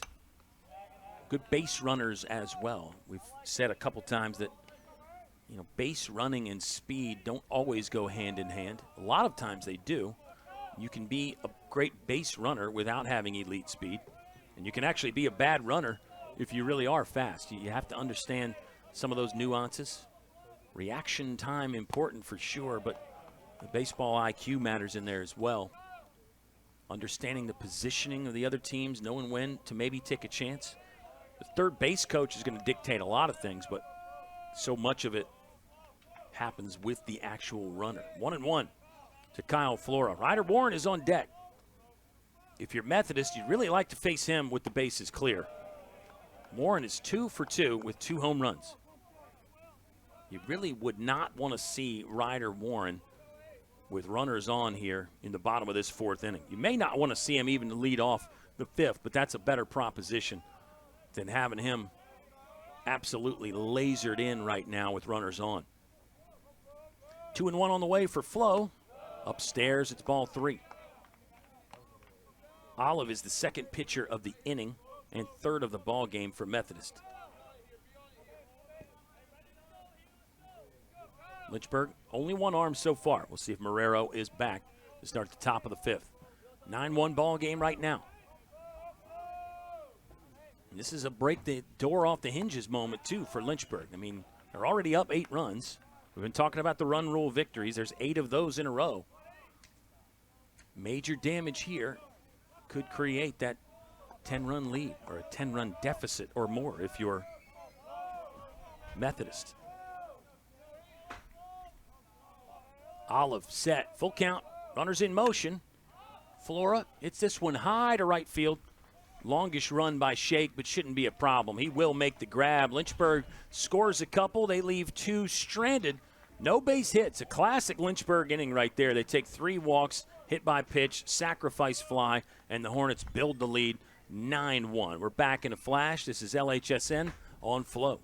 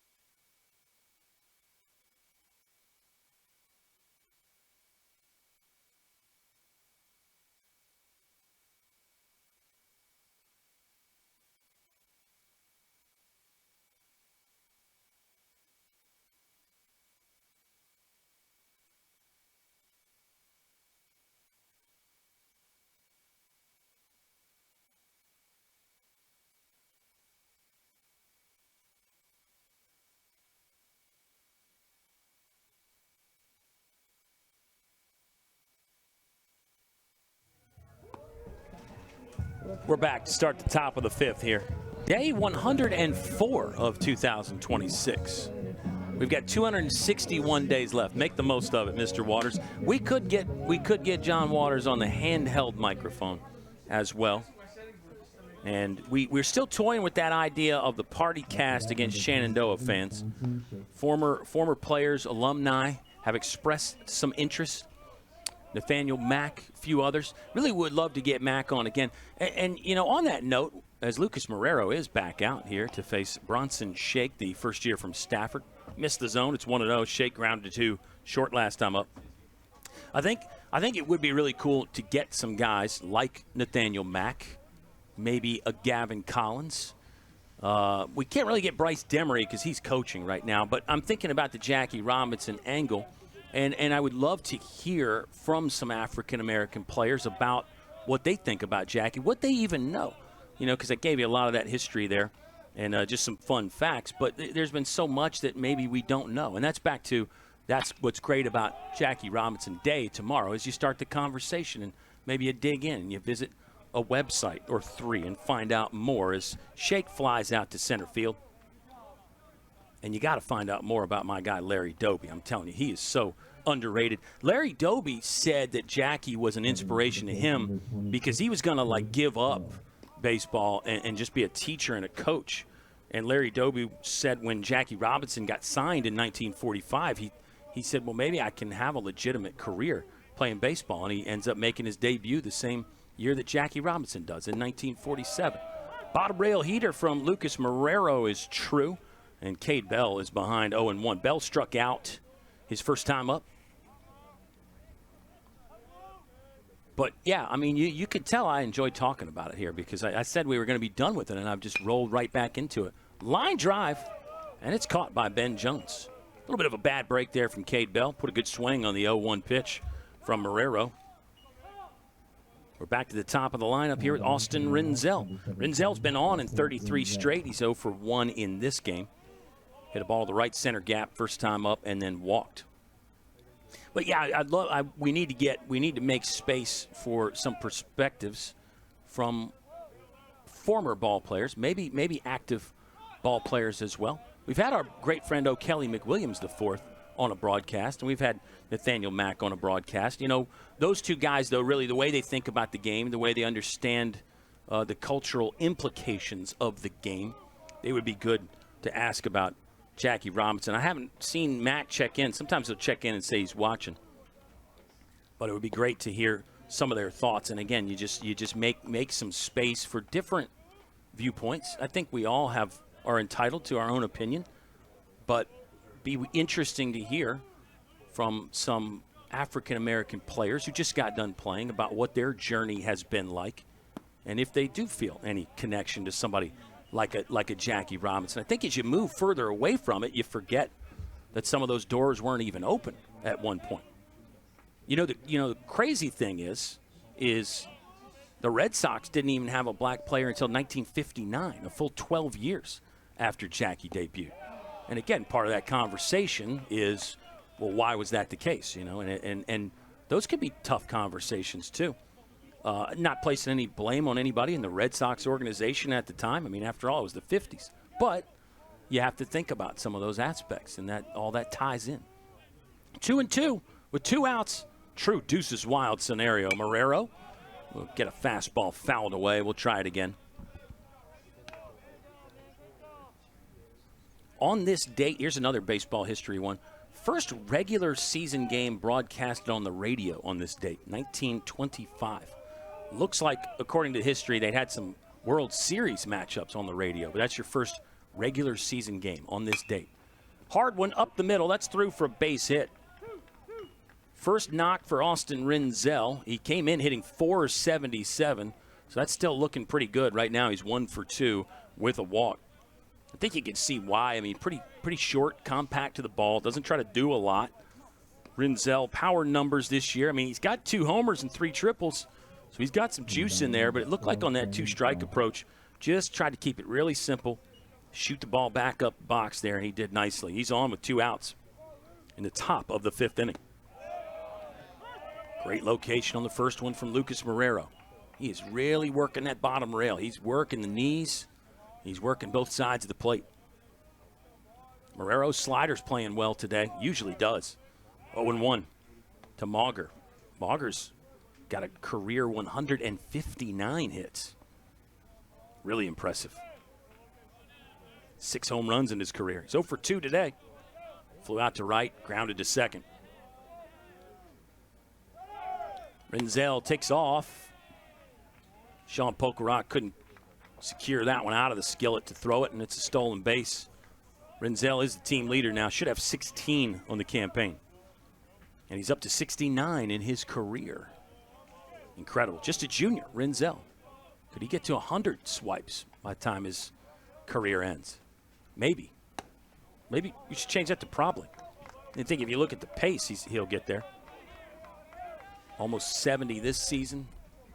This is game 33 for Methodist. Game 29 for Lynchburg. Hornets are 24-3-1. Marrero checks second. Now peels off one of those sliders that's tap foul towards the Lynchburg dugout. 2 balls, 2 strikes. Hornets have 8-9-1 due up. Ryder Warren, a home run heater right now. He socked 2 of them. 2-run shot was long gone last time up. His first one led off the second inning. I mean, I wouldn't call it a wall scraper. The second one was just a bona fide blast halfway to the lake. Marrero checks the runner. High and wide on the 2-2. This Lynchburg team, 38 home runs. Jack Pokerock, leader with 11. Quinn Madden's got 7. Kyle Flora, 3. Ben Jones, 5. Joe Munitz, 2. Ryder Warren, 2. Renzel will go, and it's ball 4. A little suboptimal there for Lynchburg. I mean, Renzel's already in scoring position. You know he's probably going to score on any base hit, but you lose a force, and now Pokerock can't afford a pass ball either. That would allow Renzel to come in. It's a 9-1 ball game right now. It's a chat from Michael Solbach.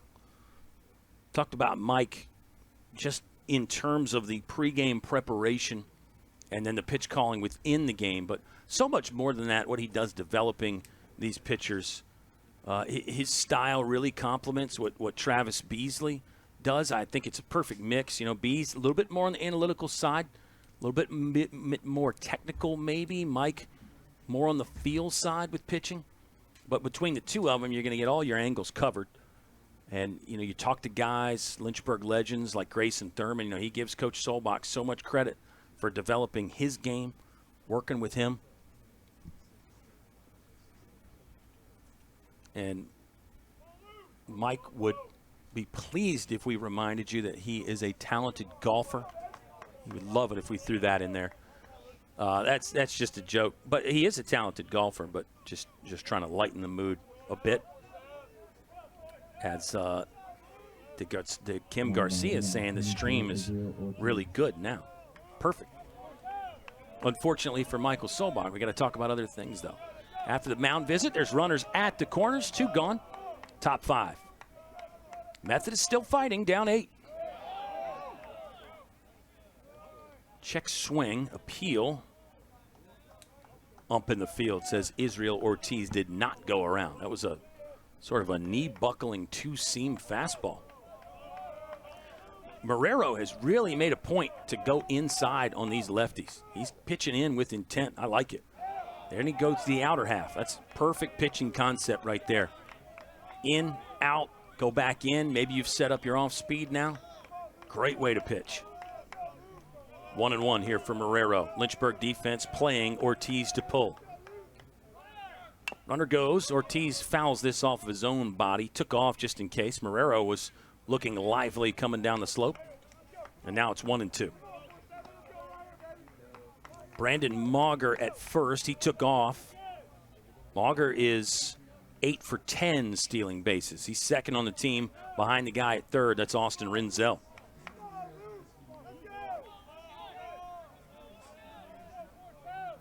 1-2 coming up here from Lucas Marrero. In line to get win number 3 on the season in start number 5. Marrero got the edge again, an absolute bullseye right there. He'll leave a couple stranded Methodists, 2 on off 1 hit and 1 walk, but they can't scratch any across, and Lynchburg holds on to the 8-run advantage. Great pitch from Lucas Marrero. He's through 5 complete. Marrero has struck out 5. He's given up 3 hits, walked 1. But just a fine performance here from Lucas Marrero, and I think what the team has expected from him all season long. The ramp-up has taken a little bit longer, but when he gets to full song, boy, it sounds really, really good. It's actually 2 walks for Lucas Marrero. I might have misspoke just a little bit. We will stay here and continue bantering about all things baseball. Give days for the University of Lynchburg. What else do we want to talk about, Lynchburg fans? We gave you that tidbit about first game on the radio, birthdays today. Greg Maddox, Pete Rose, David Justice, also born on this day, and so was my dad, Dave Haney, big-time Dodgers fan. He's been loving this recent run. Dave Haney also spent some time in Minnesota, so he kind of pulls for the Twins a little bit on occasion. And he was born in Iowa. If you know anything about Iowa, there's a lot of Cubs fans out there. We had a great time in Iowa, of course, back in 2023. Memories that will last a full lifetime.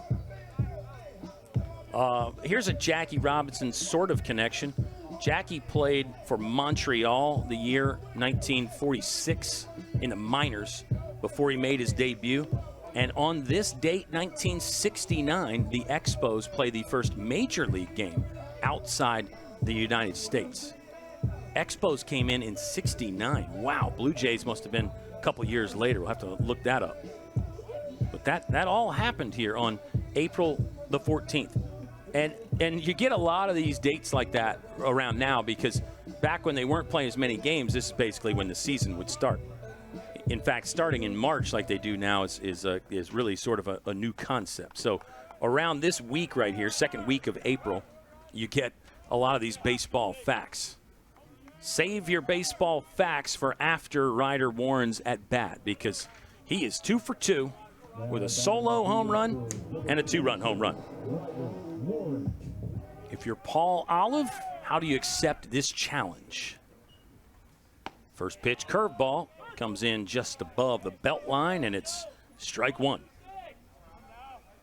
Ryder Warren has 3 on the season now, 5 in his career.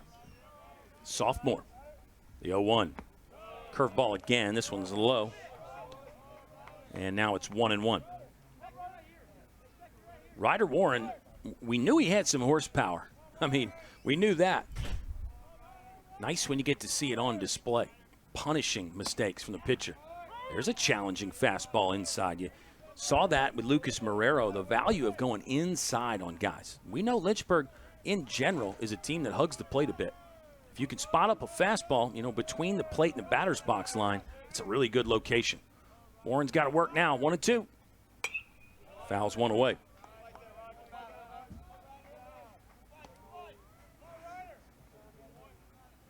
Lynchburg's a team that's not without some flaws and some faults, but when they're playing their best baseball like they have been lately, it's hard to find many. 1-2. Curveball went around the plate. Now it's 2-2. Ryder Warren, for a guy with so much power, he's got a pretty simple, compact swing. Just, again, a lot of it in the hips and the legs. Good quick hands, too, for Ryder Warren. Another curveball. He got slightly fooled there. You could see Warren with a little bit of an itchy trigger finger, but he laid off. Full to Ryder Warren. Good patience. Sometimes when you've hit 2 home runs in your first 2 at-bats, you're going up trying to do it again. Haven't seen that here from Ryder Warren. Man, this ball is ripped but foul. Evasive action by the first base coach, Matt Balance. He is still an athlete. We've talked about the coaching staff, and we got to give some love to Matt Balance. He's throwing the BP before every game, and he's not superstitious, but he also, was willing to take some credit for the winning streak, tongue-in-cheek. Hey, sometimes that stuff matters. Warren's under another payoff. We'll have to try it again here. This will be pitch number 8 in a long at bat. Let's see if Ryder Warren can win it. Warren, .252 hitter last year in his freshman campaign. Really became the everyday starting right fielder about halfway through. Reached base in 27 of 29 to close the season. Ooh, curveball high. There was a lot of people that thought that was strike 3, maybe including Ryder Warren. He hesitated a little bit there to wait for the official decision from our home plate umpire. It is a walk, number 6 of the game for Lynchburg hitters. Ryder Warren has walked 4 times now this season. Just his second start, he's played in 9. Here's Kyle Moshier, 0 for 2. Flew out to right, grounded to third. 9-1 ball game. That one in the other batter's box from Paul Olive, held on to it too long. You got Brandon Garcia on deck. Hasn't made an out yet. Garcia 1 for 1, 2 walks. and he's scored thrice. Comes the 1-0 from Olive. Better location that time, but off the plate by a ball or two, and it's a 2-0 count. Running game could be in play here for Lynchburg. They're up 8, but we've seen the Hornets, really keep the foot on the accelerator. Lynchburg 54 steals this year. A lot last season. Lynchburg not running as much this year. We've mentioned that a few times. When you're hitting as many home runs as Lynchburg does, sometimes you're a little bit hesitant to try to steal when anybody in the lineup could clear the deck pretty easily. You don't necessarily want to risk getting thrown out with this much power. And it doubles and the triples in there as well because you can score from first or second. Another close one. Olive can't believe it. That's ball 4. Back-to-back walks. 7 in the game now for Lynchburg. They're just shy of their season average. Hornets walking 7.7 times per game. 7.7 walks per game for Lynchburg. That's above where they were last year. And last year they led Division III baseball in walks. Did the same thing in 2023. Also led D3 ball in walks in 2021. I think we got a disagreement about the strike zone here from head coach Spencer Martin. Umpire got his, you can hear some of that. Umpire got his lineup card out and made a note that he delivered an official warning to the pitcher and the catcher. I think both ends of the battery for Methodist were unhappy with the close calls that they felt went the other way. And Spencer Martin came out, I think, first to ask what the umpire was warning them or writing down in his book. And then Spencer Martin got a chance to say his piece as well about his thoughts on the strike zone today. Brandon Garcia. He's got 2 on with nobody out. Corners are in for Methodist. Brandon Garcia got scrambled. Speaking of evasive action, he's out of the way in time, and it's ball 1. The problem with showing your frustration on the strike zone is it's usually counterproductive because then the zone gets even smaller. You usually don't get what your intention is about complaining about it. In fact, you oftentimes get the opposite. Good bunt from Brandon Garcia. Oh, some miscommunication there from the pitcher and the third baseman. Olive came off. He expected his third baseman, Galimo, to be there. And Galimo was retreating back to the bag. That's a base hit for Brandon Garcia. Hit number 8 in the ball game for Lynchburg. Garcia's got 2. He's 2 for 2. And he's loaded the bases up again for Benton Jones. Ben Jones has got an RBI triple. He's walked and scored twice himself. Flew out to center his first time up. How about base hit number 215 in the career for Brandon Garcia? He's pulled into a tie with his high school teammate. That's the man in the batter's box right now. Nice low cow on that one from Paul Olive, pardon me.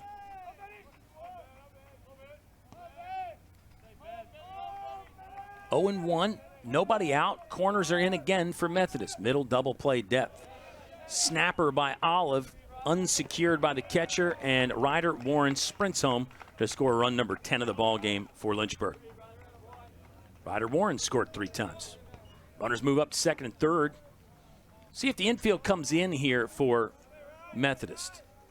We're not in that run rule danger just yet. 9-run lead for Lynchburg, and you got to play, again, 7 innings or 6.5.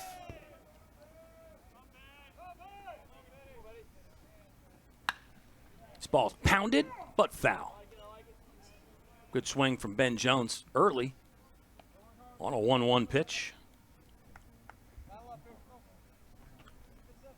Kim Garcia reminding everyone, and this is a great reminder, tomorrow's first game starts at 1 p.m. down there in Virginia Beach. Virginia Wesleyan. Unless Lynchburg meets Wesleyan in the playoffs, this will be the last time that Lynchburg plays Virginia Wesleyan. Just a name change. All the records and everything is Ben Jones is way out in front on a breaking ball. All the program records and everything will be the same. Just a name change to Baton University. Same thing in pro ball, like when, say, the Cleveland Indians change the name over to the Guardians. Everything in a franchise stays the same. And it'll be like that for Virginia Wesleyan. But a name change. It's really not that uncommon. It's not as uncommon as people think. 1 and 2 coming up from Paul Olive. A note on that in just a second. It's upstairs Remember Lynchburg's opponent in the Super Regional last year, Rowan University? They used to be Glassboro State. And then the Rowan family, I guess at some point they just gave enough of a donation on those give days. They changed the entire name of the school. Same way for Virginia Wesleyan. Ouch. That one right there in the back of the right leg for Ben Jones. You could tell that one hurt a little bit. A lot of times when Lynchburg gets hit by a pitch, they take off down to first pretty quick. That one buckled Ben Jones some. That didn't feel good.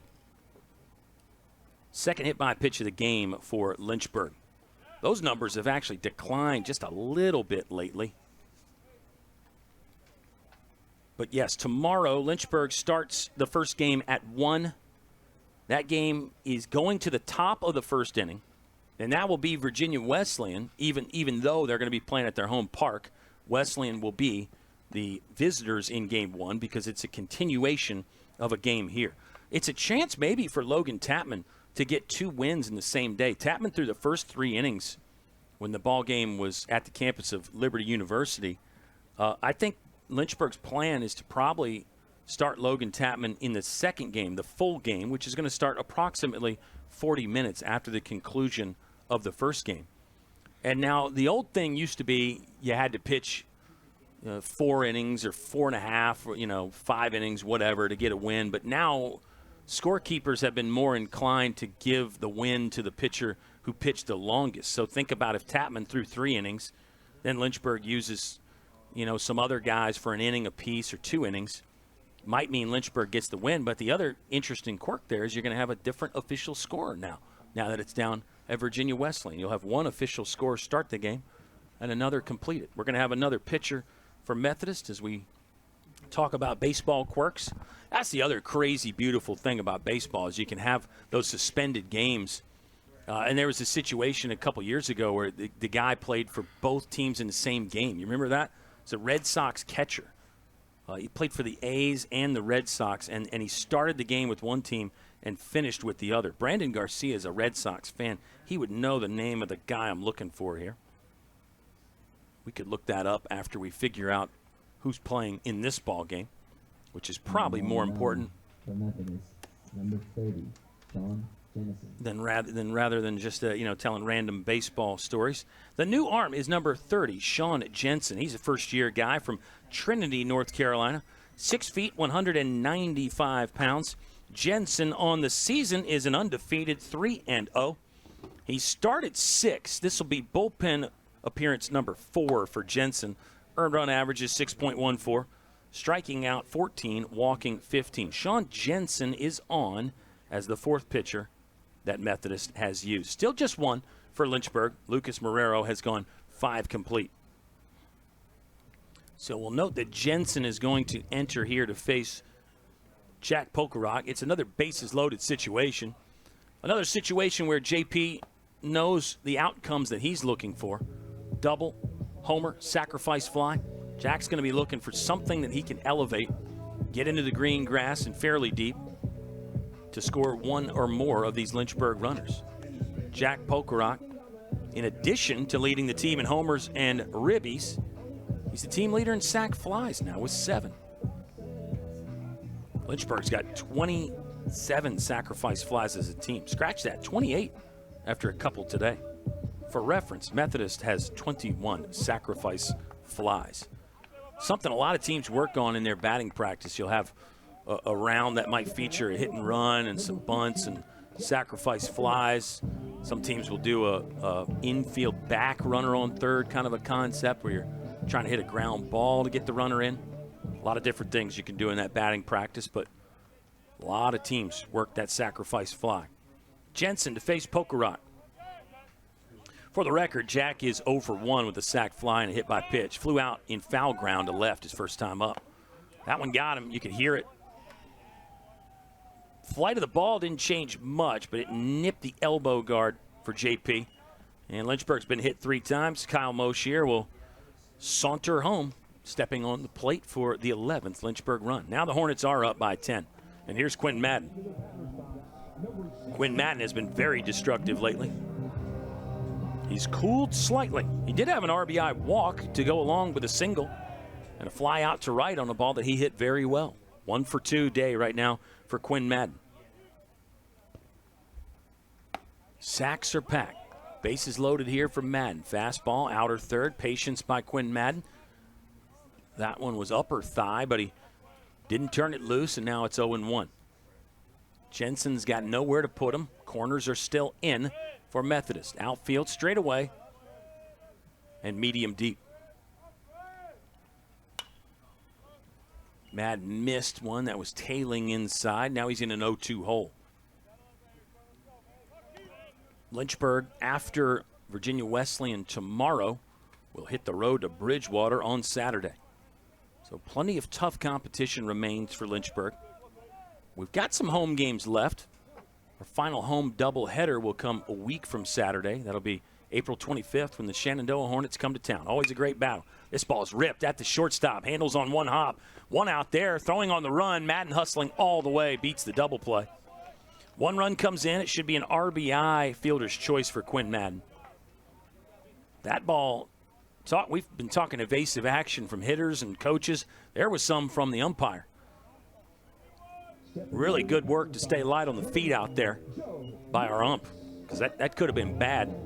Runner was in that configuration as well as Ben Jones sprinted to third. It's now runners at the corners, 1 out, 12-1 ball game. Garcia scoring for the 4th time. 4 of them. Just classic table setter stuff from Brandon Garcia. Incredible. Great lineup behind him, too. Somebody's got to drive you in unless you hit the solo home run like Ryder Warren did. 0-1 to Joe Munitz. Streak in jeopardy for Joe. He is 0 for 1 with a sacrifice fly in this one. And also walked. Joe's on base numbers are mind-boggling. He's been on in 28 of the last 29. And he's got a run with that goes all the way back to last season. Joe Munitz now, dating back to late April of last year, has reached base in 39 of the last 40 ball games. Been on at least once. Sometimes those streaks are a little bit overrated. I'll admit that.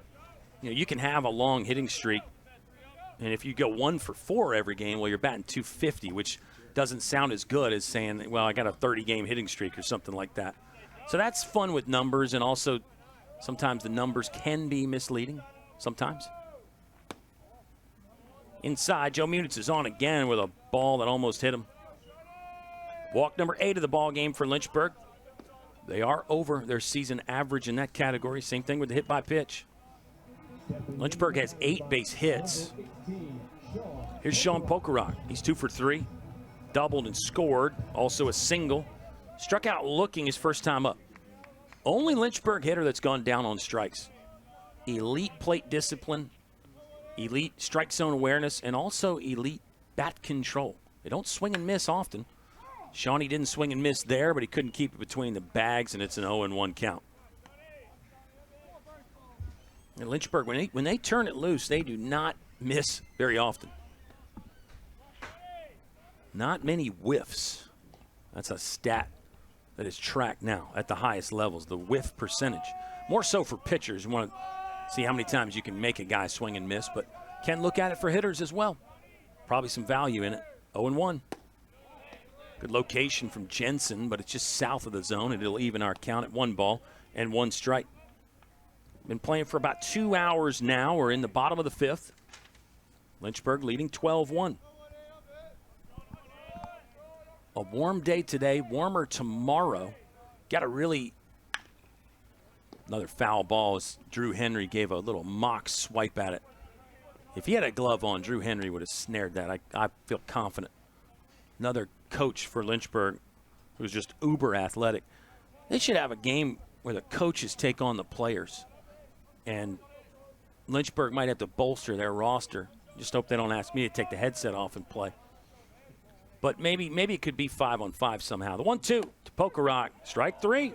Struck him out looking again.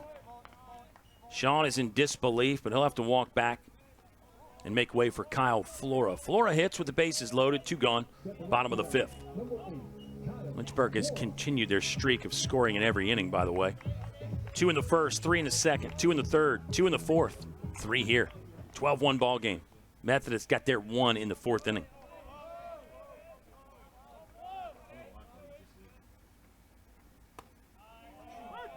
think the coaching staff, with the addition of Bryce Demery, that really helps a lot of the athleticism. But maybe, I don't know if you'd have to go wiffle ball or something, 5-on-5 or slow pitch softball. We could have some kind of rule adjustment. Or just fill out the roster. Like I said, you could get former coaches in for this. Thinking Cam Lane, Oscar Garcia, Gabe Garcia. Those guys, the athleticism off the charts there. They would make the young guys look bad. Seriously. 0-2 to a very athletic Kyle Flora. He's 0 for 3 today. Really stung it his first time up. He's flown out 3 times total. That one nearly got him. Ball 1, though. Means Ryder Warren is on deck again. He's really lurking on deck with the day he's had. 2 home runs and a walk for Ryder Warren. He's scored every time. 1-2 for Jensen. Bases loaded. You got options if you're the Methodist defense here, the bases loaded situation. The pitch. Down low for ball 2.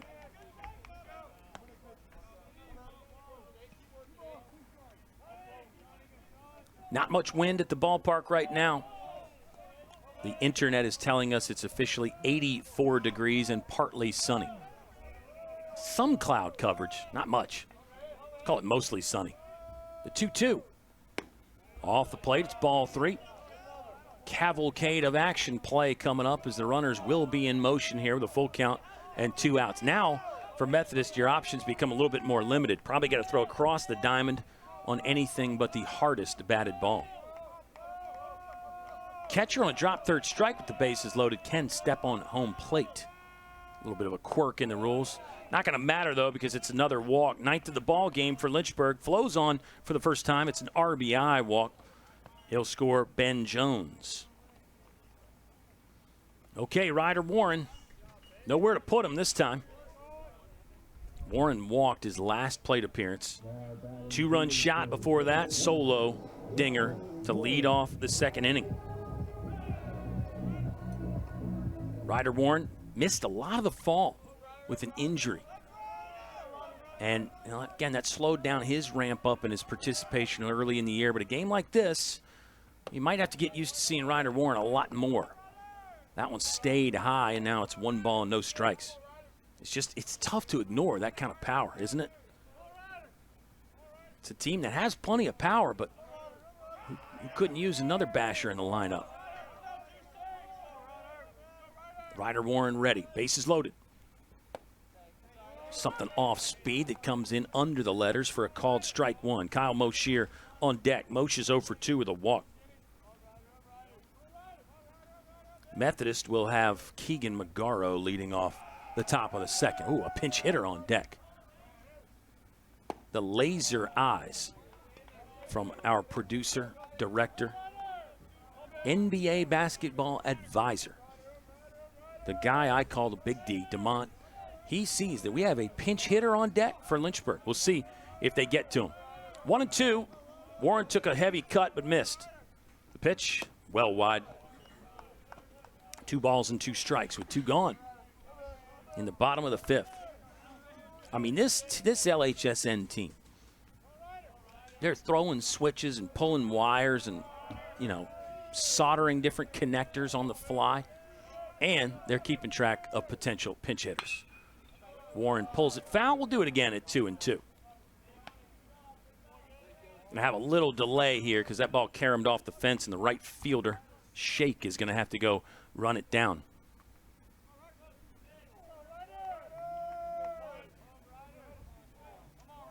Ryder Warren was a .252 hitter last year, but really was reaching base at a very consistent level. Ended up being a massive part of the ball club last season in that super regional run. The 2-2, check swing. He did not go around, and now it's another full count. Everybody's on the move again for Lynchburg. And the boys in white have had a lot of traffic on the base paths today.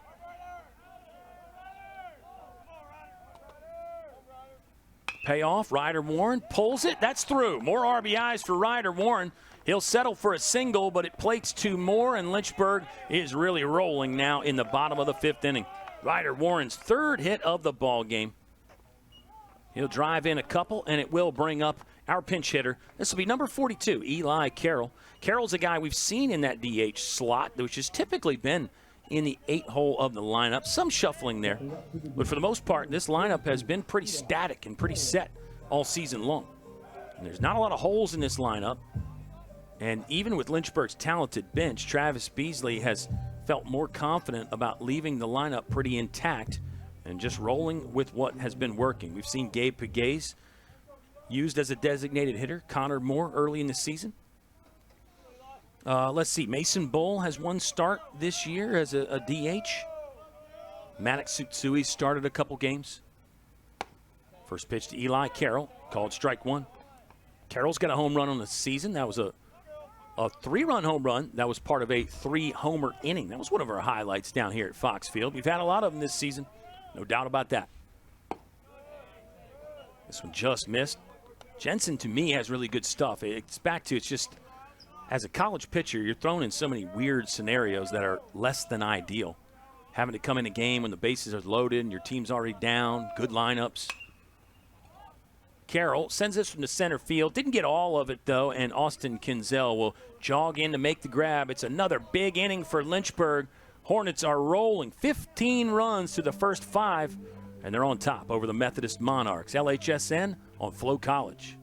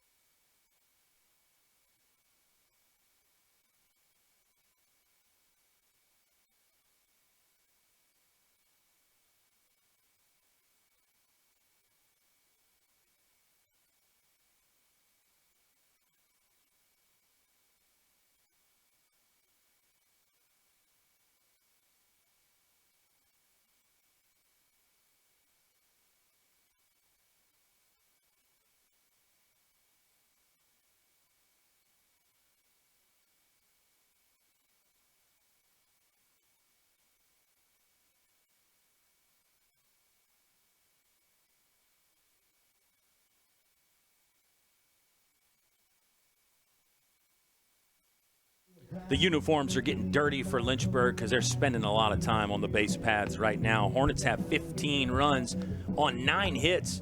Another classic Lynchburg inning right there, folks. 6 runs on 2 hits for the Hornets. 6 runs on 2 hits, but they just do not give away outs. They don't offer at bad pitches. In the inning, Lynchburg took 4 walks and was hit 4 times.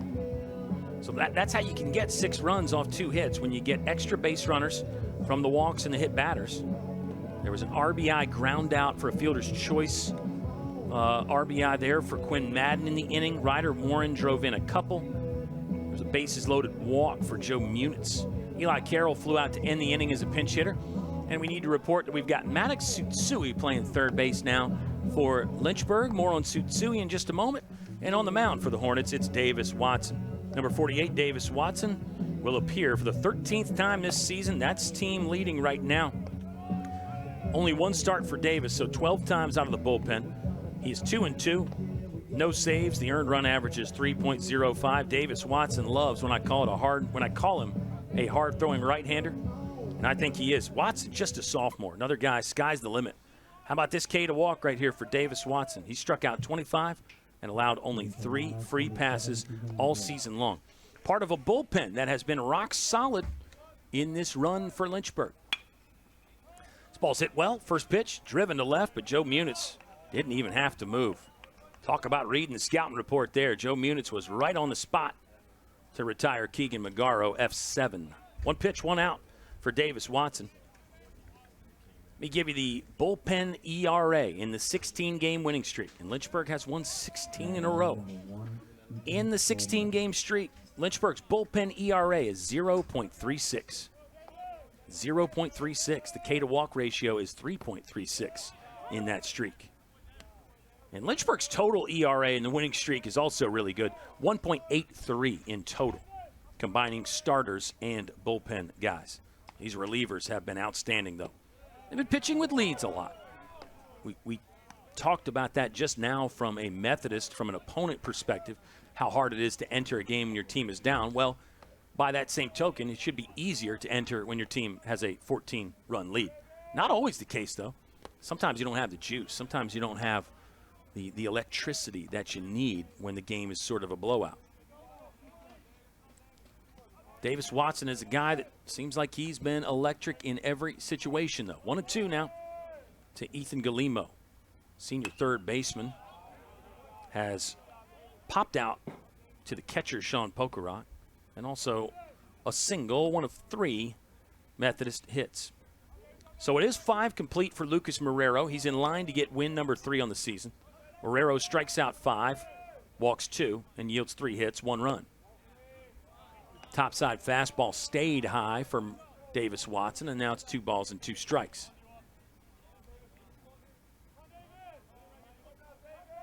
There was 1 Lynchburg error in the mix, but the run will be earned for Lucas Marrero.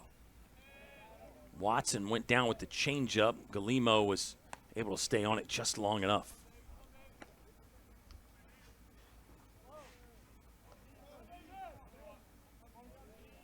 Davis Watson sort of started last year as the midweek starter, one of the midweek starters. You need multiple of those guys. And another ball hit in the air. Quinn Madden was playing shallow. First step back, did a nice job to snag that over the shoulder for the second out of the 6th. And Watson is a guy, he could still be a starter for this Lynchburg team, even this season, but moving forward in his career as well.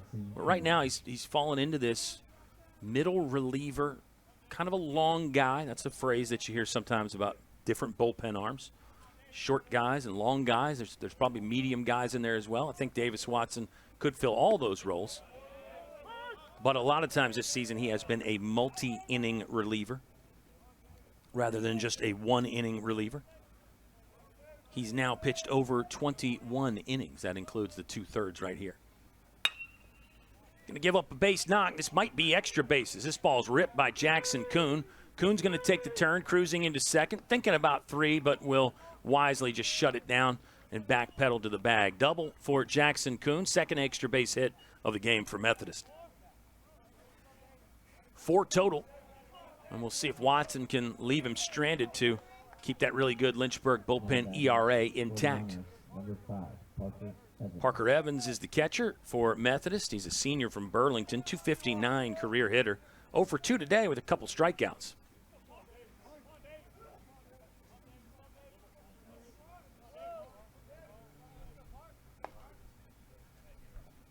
Watson, breaking ball, lifted into center. Madden's got a beat on it, so does Flora, but it's going to drop in. Kyle Flora going to throw home, a play there, maybe. Pokerot tags. Oh, yes, they got him at home. Flo picking up the soft looping base hit and uncorking to get Jackson Kuhn. How about that? Even in a 14-run game, you get something exciting. It's a base hit for Parker Evans, but Jackson Kuhn erased as Kyle Flora comes up. First assist of the season for Flo.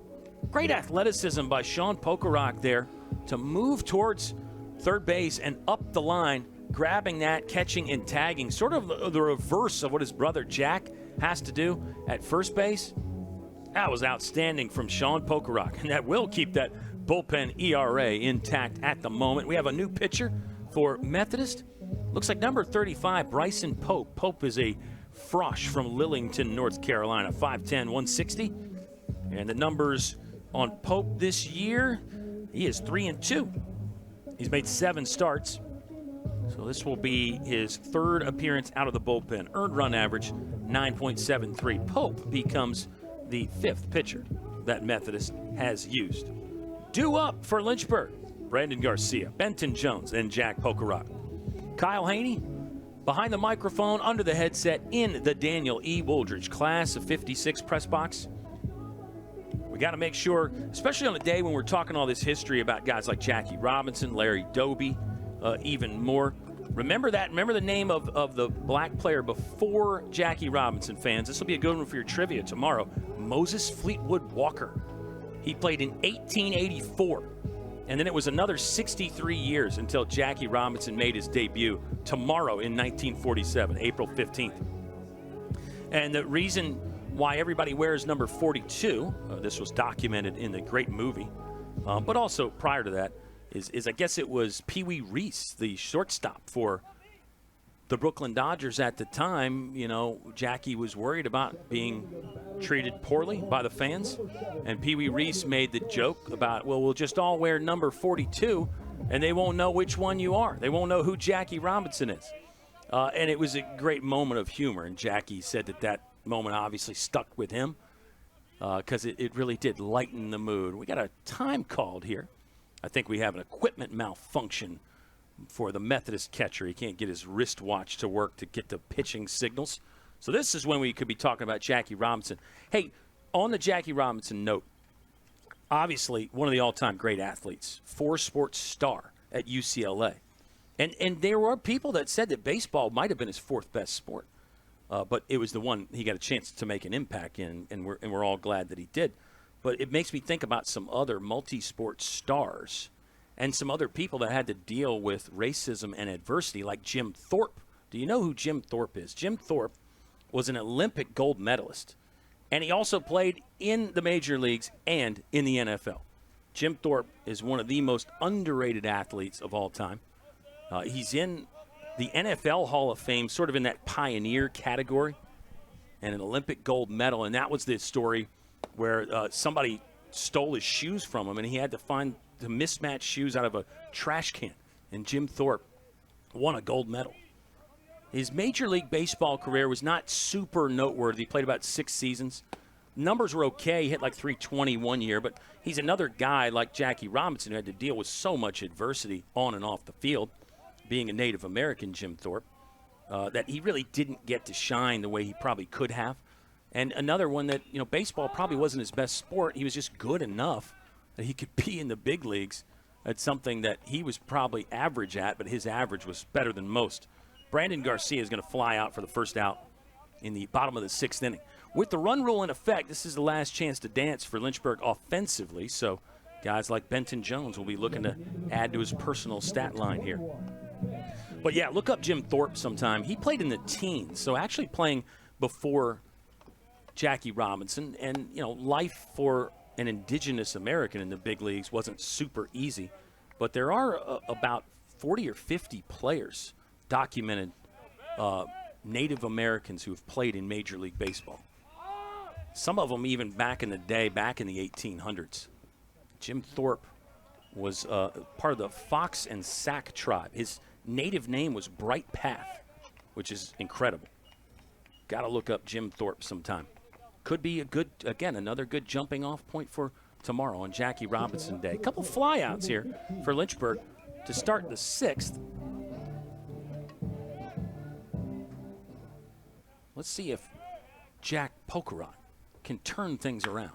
Yeah, he's going to turn around an 0-0 fastball and send it deep into the left field corner. That's down for extra bases. Rip and run time for Jack. He will end up being able to cruise into second. Another extra base hit for JP. On the season now,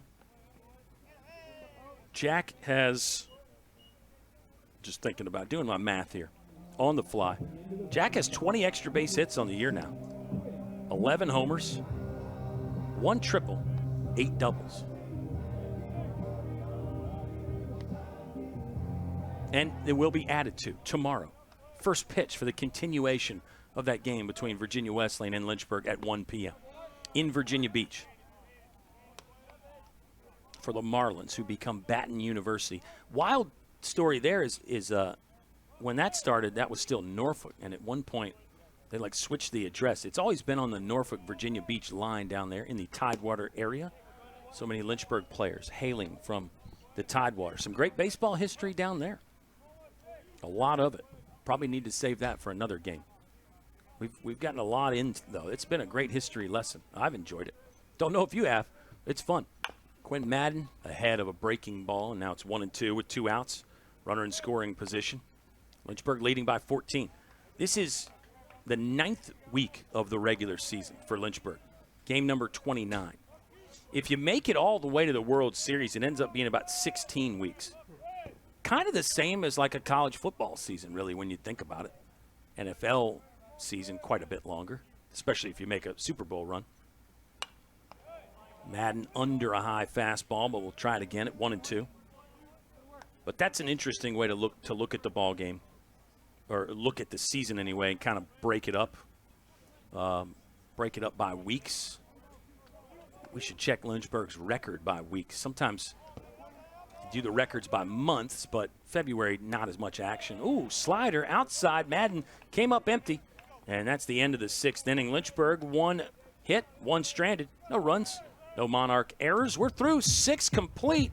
Lynchburg's going to try to shut it down for what would be a 9th consecutive run rule victory and could extend the Lynchburg winning streak to 17 in a row. Come back and join us, see if the Hornets can finish it off.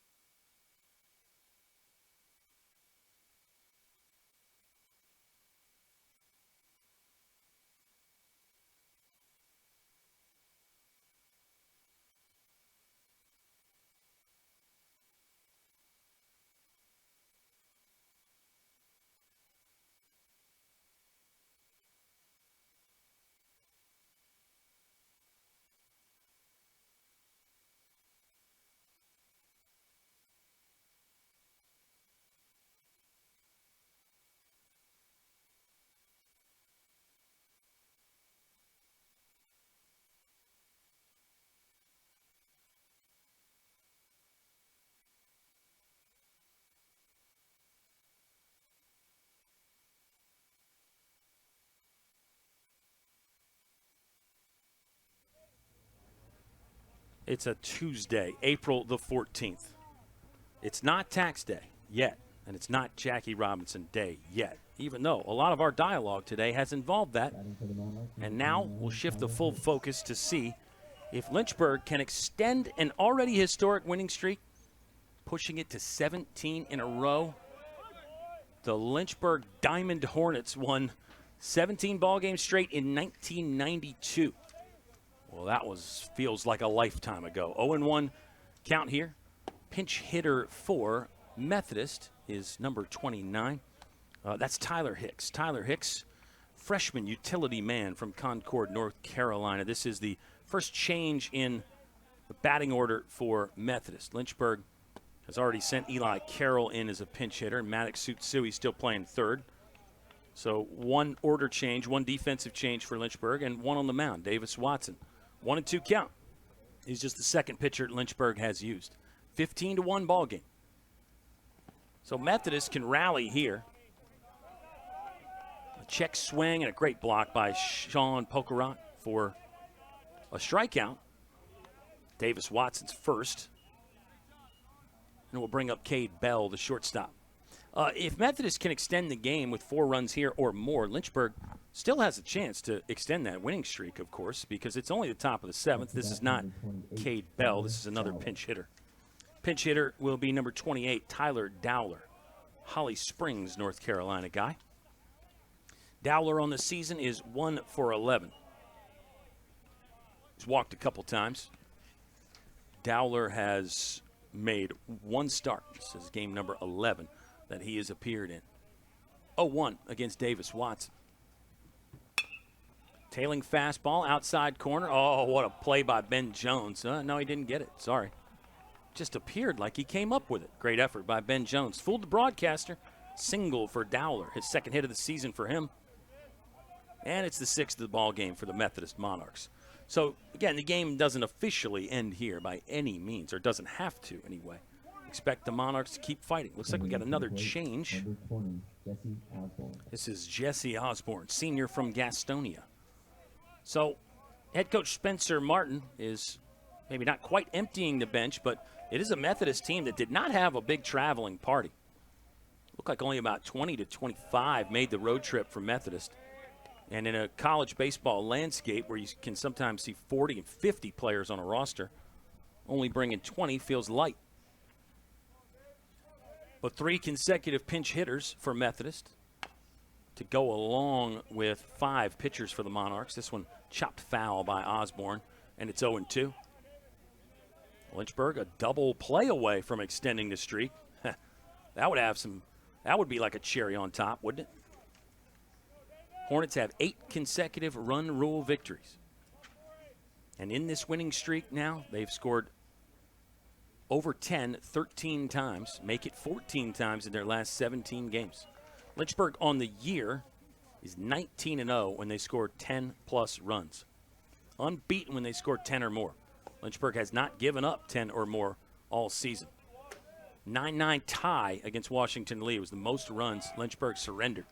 Sean Pokerot going to zip one down to his brother Jack, but the runner is back safely in time. 2-2 to Osborne. Mauger's on deck. See if we get another pinch hitter there. Yeah, it looks like it is a different number than the on-deck circle. It really is a parade of pinch hitters. Breaking ball, caught enough of it, and it is called strike 3. 2 punch outs in the inning now for Davis Watson, and he's 1 away. 2 outs in the inning. Davis Watson is 1 out away from securing things. Okay, this pinch hitter looks to be number no, that's still Mauger. I'm so sorry, fans. I was fooled. The digits fooled me there. It's still. No, it is. It is a pinch hitter. This is Bryce Mauger. Brandon Mauger, his brother, was starting here. I knew I was right. Should have trusted myself. Oh, Bryce Mauger, into the bat. Davis off the mound. He'll plant, pivot, and fire to first. And there's your ball game. Lynchburg extends the winning streak to 17 in a row. 17 victories consecutive for Lynchburg, and it's another run rule victory. 9 straight games Lynchburg has not needed the full 9 innings to win it. Lynchburg moves to 25-3-1, and this equals a 17-game winning streak from 1992. We got to really dig into the archives to see if there's any longer, but Lynchburg might be going to rewrite the record book tomorrow when they play Virginia Wesleyan. They've already quite literally rewritten the record book, and I think will continue to do so all season long. It's a Snake Farm celebration here on a Tuesday afternoon in mid-April. Lynchburg wins it 15-1. Thinking we're going to get Ryder Warren for our post-game conversation. We'll try to run down some totals for you here. First, for the Methodist Monarchs, 1 run on 6 hits. They made 1 defensive error, and they will end up stranding 7 base runners. Methodist goes to 15-18 on the season.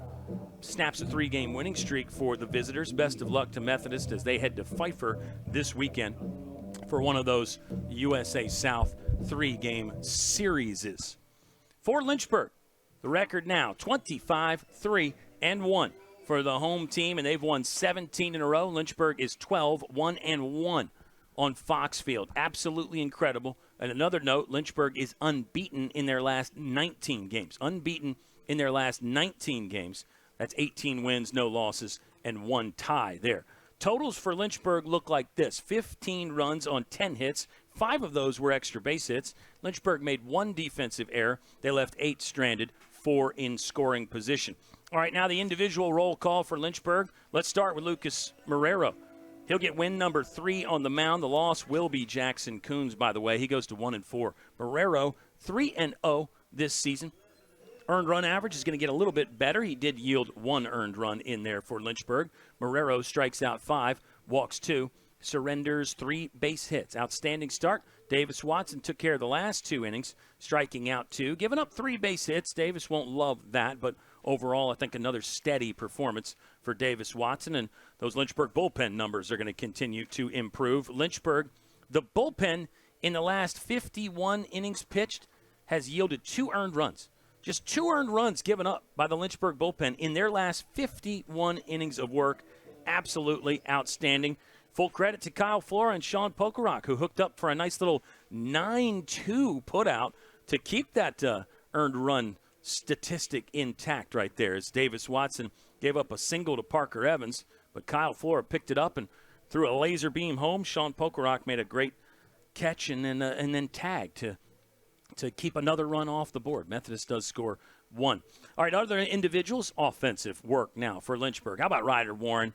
2-home run day and a 3-hit day total. Absolutely outstanding. 3 for 3 with a walk. Ryder Warren looks like he drove in 5 on the afternoon. Great stuff, Ryder Warren. Hope we get to hear from him.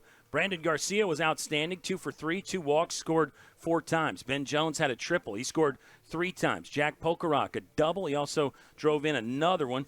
Jack has the team lead in RBI at 58. Quinn Madden, a pretty productive day. Cooled a bit, but, when you look at where Quinn Madden was with 9 straight hits, he was 9 for 9 at one point. Well, you got to come down from that eventually. Madden did have 1 hit, an RBI walk, also an RBI groundout for Quinn Madden. Joe Munitz, looks like he's going to lose the hit streak. Joe Munitz had a couple walks and a sac fly, but unfortunately for Jolton Joe, the hit streak's going to get stalled out at 18 straight. Outstanding from Joe Munitz. Sean Pokerock, couple hits in this one. And here is Ryder Warren, the man of the hour. A little left-handed handshake there from me and Ryder. Ryder Warren, wow. Grab that microphone, buddy, and tell the fans what you were thinking in those 2 home run at-bats. Yeah, just trying to see something up in the zone, and been working really hard to lay off low pitches and just trying to drive something, not trying to do too much, and just trying to put some runs up for the team. You did just that, my friend, and I've been telling your story all season long about how you had most of that fall, just had to sit and watch with that injury. You and I got a lot of time to get to know each other, but how much did that slow you down as far as your ramp up for the spring, because you seem to be catching fire now? Yeah, definitely was a pretty big injury and slowed me down a lot, but with the help of our ATs and just good doctors around Lynchburg, I was able to make a healthy, fast recovery and just had a lot of support from the guys in the team and all the coaches, and just couldn't ask for more from them. Well, I think a lesson probably in that, everybody wants to come back quick. Nobody wants to be injured. You get made fun of by the other guys. You're a player. You want to be out there anyway. But the patience that you displayed in that, talk about that, because I know there were some times when you're like, man, I feel like I can do a little bit. You'd go down there and hit off the tee, and bees would yell at you and say, hey, you're not cleared. There was definitely some humor in it, but talk about the patience that you needed to make sure you didn't rush that back so you could be fully healthy now. Yeah, 100%. Just like I said, a lot of help from doctors. I'm definitely a guy who wanted to get back out there after the season last year, and just Bees emphasized it every single day to me. I mean, he just wanted to keep me healthy, and I needed to wait a little longer and just tried to ease my way back in, which I think we did a great job of, and I feel great now. Well, and the work is not done, because all of our fans watching, and there's a lot of talented hitters on this team. Right now, it's hard to find a spot in this lineup, and that's not a bad thing. It's a good thing for you guys. How much more patience do you need to know that, hey, even if I keep working, I might not see my name on the lineup card, but I got to be ready. Maybe it's a pinch hit. Maybe it's a different matchup, whatever the case may be. Talk about how much, mental discipline that takes. Yeah, absolutely. Definitely a waiting game, but I try to stay ready so I don't have to get ready, and that's a big thing I try to work on, because, you never know when your name is going to be called. Like Kyle said, there's a lot of great hitters on this team, a lot of RBIs, home runs, just all around a great squad, but just trying to keep the mental game on point and just always being ready, so when Bees calls my name, I can try to go do my job at the plate. I always like in these interviews to let the players talk about a teammate. Who's somebody that's impressing you today, maybe on the field, maybe off the field, whatever, just somebody that got your attention in this one? Well, obviously, Kyle Flores' throw to home was amazing. Jack Pokerock has been doing a great job. Sean, great job. Ben and Brandon up the middle, there's no duo like them. I can talk about all the guys on the field, but it's just amazing. All right, what's the plan for tomorrow? I know the game plan is to go down there and finish up game 1 and then stay sharp for game 2. Sometimes that's easier said than done. How do you make sure you don't have a slip-up? Yeah, we're going to go back, get some food in us, get a good night's sleep. We're going to just try to go down there and handle business and just play our baseball. I think that's been a huge thing for us this year, not necessarily sink to other teams' levels, but just play our brand of baseball that we practice here every single day on Foxy, and just keep grinding every day. Love it, man. Love seeing you have success.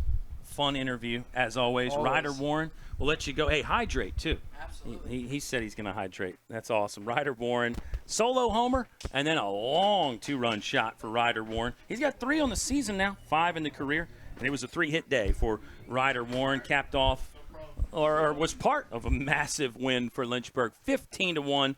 Hornets do it again. How about a number? Let me give you an update on this number, fans. In their last 9 ball games now, get ready for this. Lynchburg has outscored their opponents 149-13. This is a historic run. Don't take it for granted. Don't assume that it's going to end. I don't want to make it sound like it has to end for Lynchburg. But if you know anything about baseball, once again, you know how fickle this game can be. So enjoy every moment of this Lynchburg run. If you're a Methodist fan and you're still with us, thanks for checking us out. I think the Monarchs have some really good days ahead after, a great year last year where they make the postseason. Maybe this is a slight rebuilding year for Methodist, but I think the Monarchs are going to have some really good games for the rest of 2026. For Lynchburg, the winning streak now is really entering a rarefied air. 17 straight. This matches a streak from 1992. We're just spanning the decades here. This Lynchburg team is doing things that have not been done in a long, long time. And Lynchburg now has 9 consecutive run rule victories. 9 times in a row, Lynchburg has not needed to play the full 9.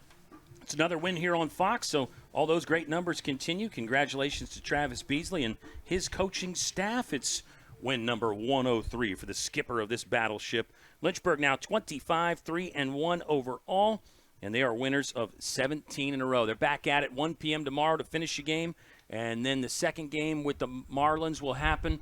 Then Lynchburg hits the road for tough competition against the Bridgewater Eagles. Eagles are top 10 in that NPI this year. They are going to be a handful on Saturday. That will be a fantastic ball game to watch. Next time we're at home will be 1 week from today when another great ball club comes to town, the Randolph-Macon Yellow Jackets. Always a blast when we get those midweek games here at Fox. That will be our next LHSN on Flo broadcast, and we are ready for it. My name is Kyle Haney. Thank you for putting up with me in the history lessons today. Hope you have a great rest of your week and hope you get to enjoy some baseball the rest of this week. We'll talk to you on Flo next week. Lynchburg, they win it. They beat Methodist 15-1. Victory number 17 in a row for the Hornets.